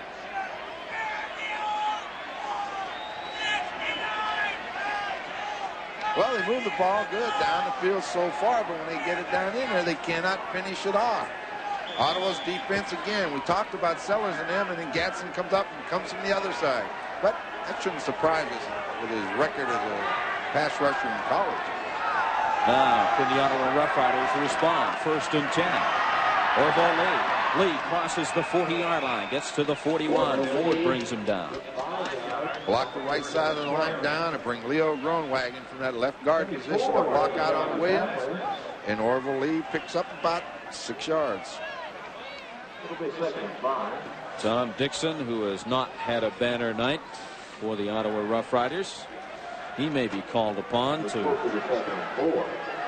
put Ottawa back into the lead or possibly tie this game the way he's kicked in this one. It's 2nd and 4 for the Riders. The ball at the 41. 53 seconds. And Robert Reed up across the 50-yard line. Good Peterson job. in to make the stop. Nick Benjamin having a few words with Kenny Ford. Ford didn't like what he did to him. He threw him on the ground. Good job, though, by Robert Reed. They've alternated him in there with some success tonight with Orville Lee coming in, carrying the football. 38 seconds to play. First half of overtime. Calgary leads 17-16. Stamps are coming on the blitz. Wickersham, it's complete. Good pass by Wickersham and an equally good reception. Boy, they put the pressure by on. Remy Watson. Boy, they put the pressure on the blitz. But watch this throw. Running to his left. Watch him throw it sidearm. Nice throw. And a good catch. Way to lay out and catch football. Got to treat this like the end of the game. 20 seconds left. They've got to get some points out of this. Wickersham gives to Orville Lee. Orville Lee trying to find some running room. See, what they don't really, I think they're going to call timeout. Good call. And that's exactly what the Ottawa Rough Riders have done. The reason for that, Steve, it's not like a quarter. It's not like you're going to just turn around and keep the football. When this half ends, you're going to have another kickoff to start the second half. So there's 11 seconds left. Somehow they got to get a point, whether it's a punt or a field goal, but they got to take a shot at points. 17-16, Calgary lead. 11 seconds remaining in the first half of overtime. Well, what do you think they should do, Steve? I think they should run Orville Lee right into the middle of the field, get him on the ground, kick the field goal. Or Reed, whoever is in the backfield with him. Sham with a quick pass, and he was intending that for Darnell Graham, but Graham was looking the other way, so the ball falls incomplete. And Bob Weber says, yep. Yep, and they're going to kick the field goal. Dixon's in to kick the field goal. Mr. Weber is not a happy head coach at this stage in the game. Well, Bob Weber would have liked to have completed. All he wanted to do was complete that pass quick, have the receiver catch it, gain 5-6 yards, get it into field goal range. Right now, it's going to be a long one, 46 yards. 46 yards is exactly right. 9 seconds to play. First half of OT. Calgary leads 17-16. Dixon gets it up, and it's wide. And Calgary's going to run it out. The Stamps have returned it. This is Peterson. He's got a hold. Peterson, Dixon, and Dixon pulls him down and out of bounds with a big return from Peterson. And there goes the gun to end the first half of overtime here at McMahon Stadium. Calgary lead Ottawa 17-16. My mate's invited me around for a fine Canadian tradition. Barbie. What's cooking, mate? Steak. Nice. Just like in Oz, when you're hungry enough to eat a wallaby, and you'd like something while you're waiting, Foster's Golden Throat Charmer. You know, if you're that hungry, I can throw a dog on for you. No thanks, mate. If I was you, I'd make myself scarce. Foster's Golden Throat Charmer. Purity has its mark. With gold, it's stamped right in. In Canada, another symbol for purity is HT. Found on HT lubricants from Petro-Canada, the only lubricants formulated from a base oil that's 99% pure. HT lubricants from Petro-Canada for your farm, business, or vehicles. Your assurance of quality that's as good as gold.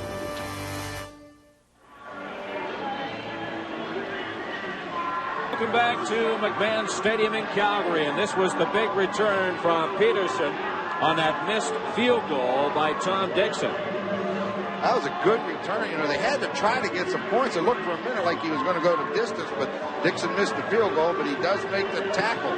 So now we start. Calgary will kick off. This is the second half of overtime. Again, it's another 5 minutes. It is not sudden death. Calgary lead by 1, 17-16. And Tom Dixon has not had a good night for the Rough Riders, has not had a good season. Steve, we should congratulate Bob Lako, the new head coach at the University of Toronto, on his first win in his opening league game against Windsor yesterday. Coming from UBC, you know him quite well. Absolutely. About time he got a shot at the head coach's job. So Calgary kick off to get the second half of overtime underway. Lewis out to the 37-yard line. It'll be the Ottawa Rough Riders with the ball. A 60-yard kickoff, a 24-yard return. And Wickersham comes on to direct the Riders' offense. He's done it throughout regulation time and into overtime. Well, they have to be very happy with that because there's no way they wanted to have to put Alfred Jenkins in the ball game tonight. Just doesn't know the offense. First and 10 for the Riders. They give to Orville Lee. Lee does a good job in getting up to the 46-yard line. Well, once again, they do a good job of blocking that particular draw play. Jim Reed again goes in motion to his right.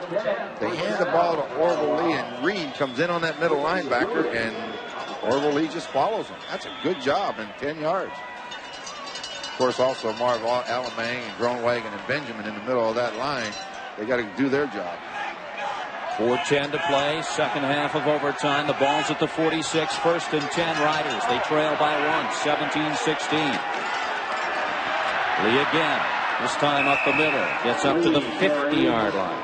looked like he had nowhere to go, and he still got 5 yards. Good job up front by the Ottawa offensive line, getting Orville Lee into the secondary. Picked up almost 5.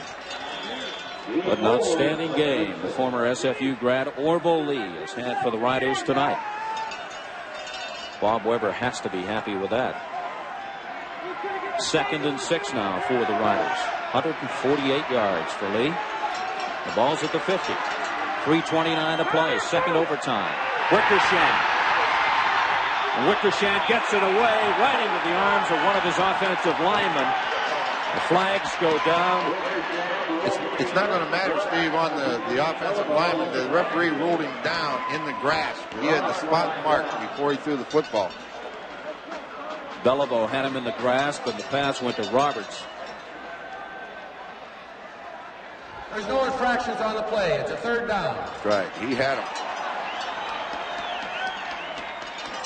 Tom Dixon on a punt for the Riders. 3:21 remaining to play. Second overtime. Calgary leads 17-16. Faulkner and McCrary back to receive this punt from Dixon.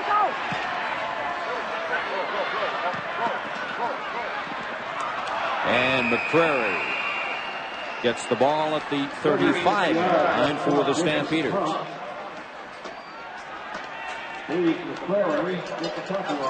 The executive producer of tonight's telecast, Arthur Smith. Senior producer, Doug Sellers. Producer, Steve Lansky. Director, Ron Harrison. Isolation Director, Brant Hayward. And we'd like to thank all the other people who had such a big hand in providing coverage of tonight's game on a cold and wet night here at McMahon Stadium. They've done a super job. Thank you. Faulkner, the ball carrier for the Stampeders. 2:45 to play in second overtime. Braden come in from his linebacker position and actually ran the play down from behind. They were running the trap play to the wide side. Braden from the short side came right in around it and made the tackle. Sets them up at 2nd and long yardage again. So it'll be 2nd and about 6 yards. The ball's at the 39.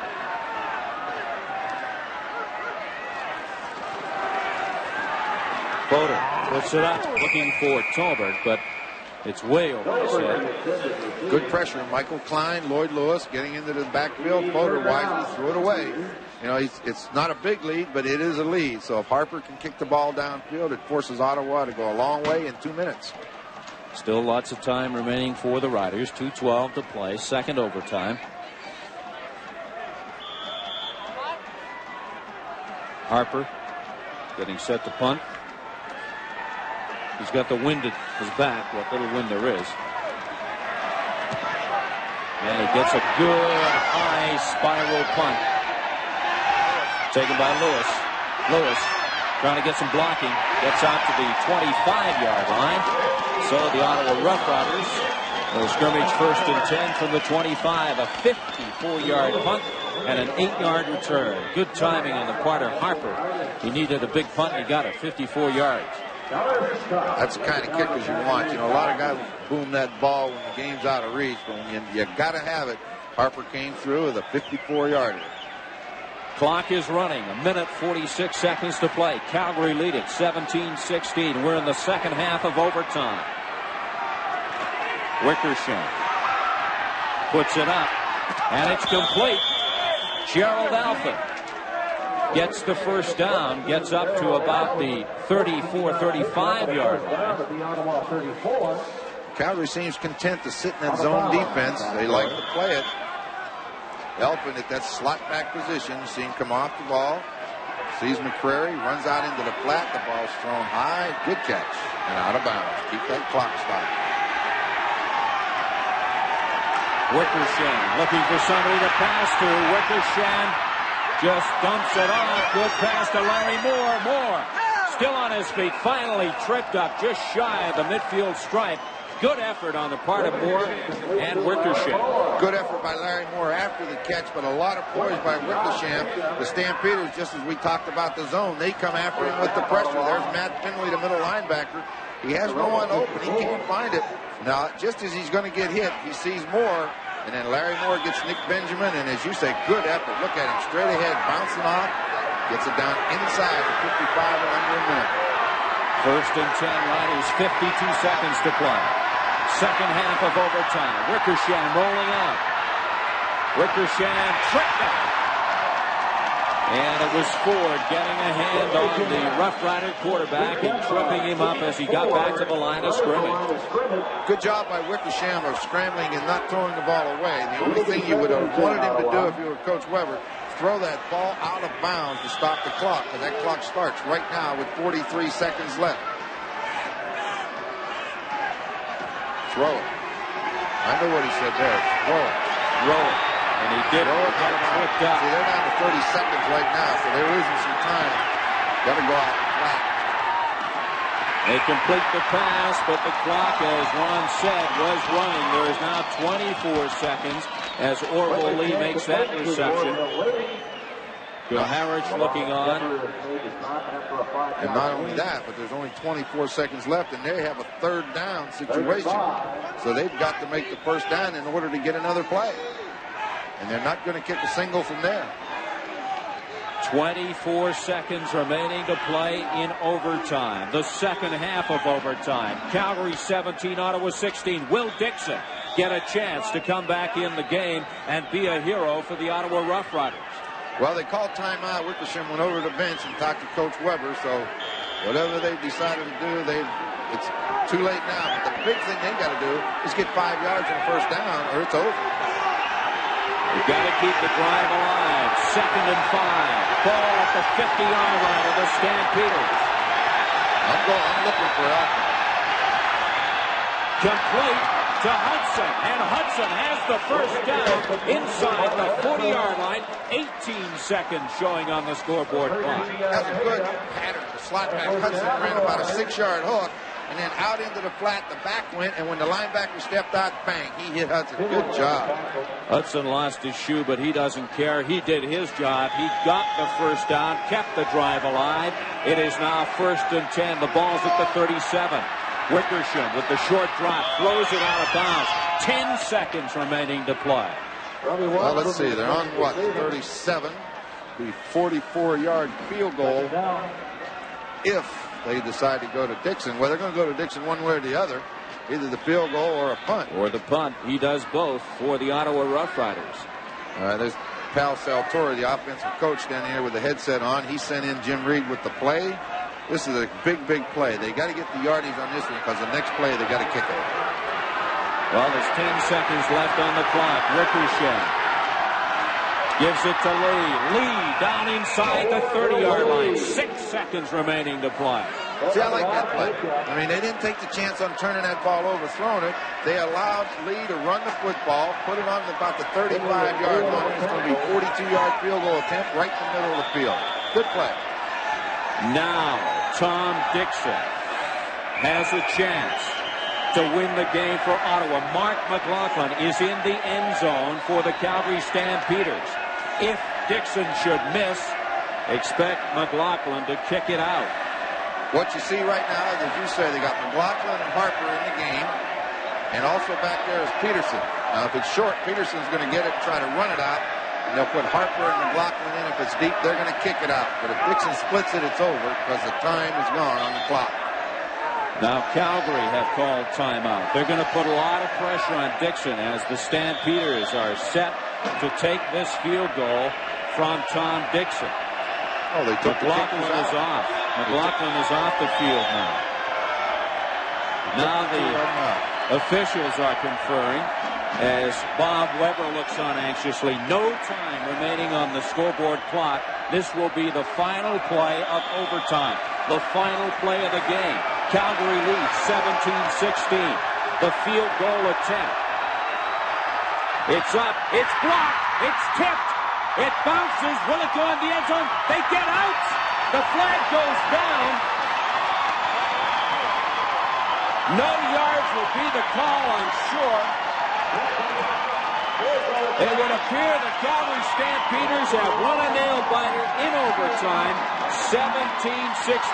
Warner got his hand on it and knocked it down. So the Calgary Stampeders have snapped a 4-game losing streak. Rejection for Bob Weber and the Ottawa Rough Riders, who really gave it a heck of a try. Here it comes. Get that big hand up in the air. Kent Warnock, 193, 6'7". When he raises up, you've got to get that ball up quick. Peterson made a great play there. He didn't wait for the ball to come to him. He went to the ball to make sure he could get out of the end zone. Not only did he get out, he drew a no yards penalty. Therefore, game is over. Tom Dixon, a rough night. Here's the reaction from the head coach of the Ottawa Rough Riders, Bob Weber. Obvious disappointment. The Rough Riders came into this with a 4-game losing streak. They were hoping to snap it, but the Calgary Stampeders, thanks to that man and Larry Koharic, a happy head coach. So the Calgary Stampeders defeat the Ottawa Rough Riders 17-16 in the first overtime game in the CFL this season.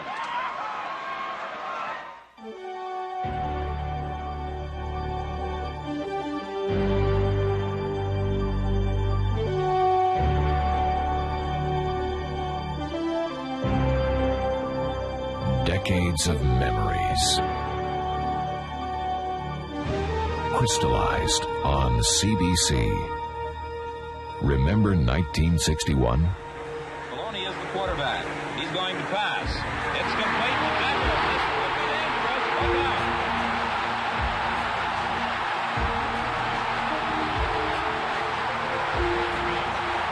And all the way for Paul Decker. Still capturing the moments. The CFL on CBC. The final score in overtime here at McMahon Stadium tonight. The Calgary Stampeders snapping a 4-game losing streak. They defeat the Ottawa Rough Riders by a count of 17-16. And the outstanding player, the MVP, CFL on CBC tonight, Larry Willis of the Calgary Stampeders. Good choice. Well, he made a lot of big catches for him in the situations when they needed to keep drives alive. And the other thing we said coming into the ball game, that if the Calgary Stampeders were going to win, the experience at the wide receiver position was going to have to play a big part in it. And this is the touchdown. Willis ran a good pattern on Rod Brown. Fodor scrambles to his outside. He finds him sliding in the end zone, and that's the touchdown. But Willis made a lot of big plays tonight for the Stampeders. He had 9 receptions for 124 yards. Larry Willis of the Calgary Stampeders, the CFL on CBC MVP in this game, and a big game. A very entertaining game it was, considering the fact that we had 2 last-place teams in the CFL. We knew that one of them had to win, and tonight it was the Calgary Stampeders knocking off the Ottawa Rough Riders 17-16 in overtime. Don't forget, we're back on the air tomorrow night. We are in Winnipeg, actually, tomorrow afternoon, against the BC Lions, the Blue Bombers, and the Lions, and that'll be live on CBC television beginning at 1:30 Eastern Time. The final score once again here at McMahon Stadium in Calgary. The Stampeders defeating the Rough Riders 17-16 in overtime. The first overtime game in the CFL this season.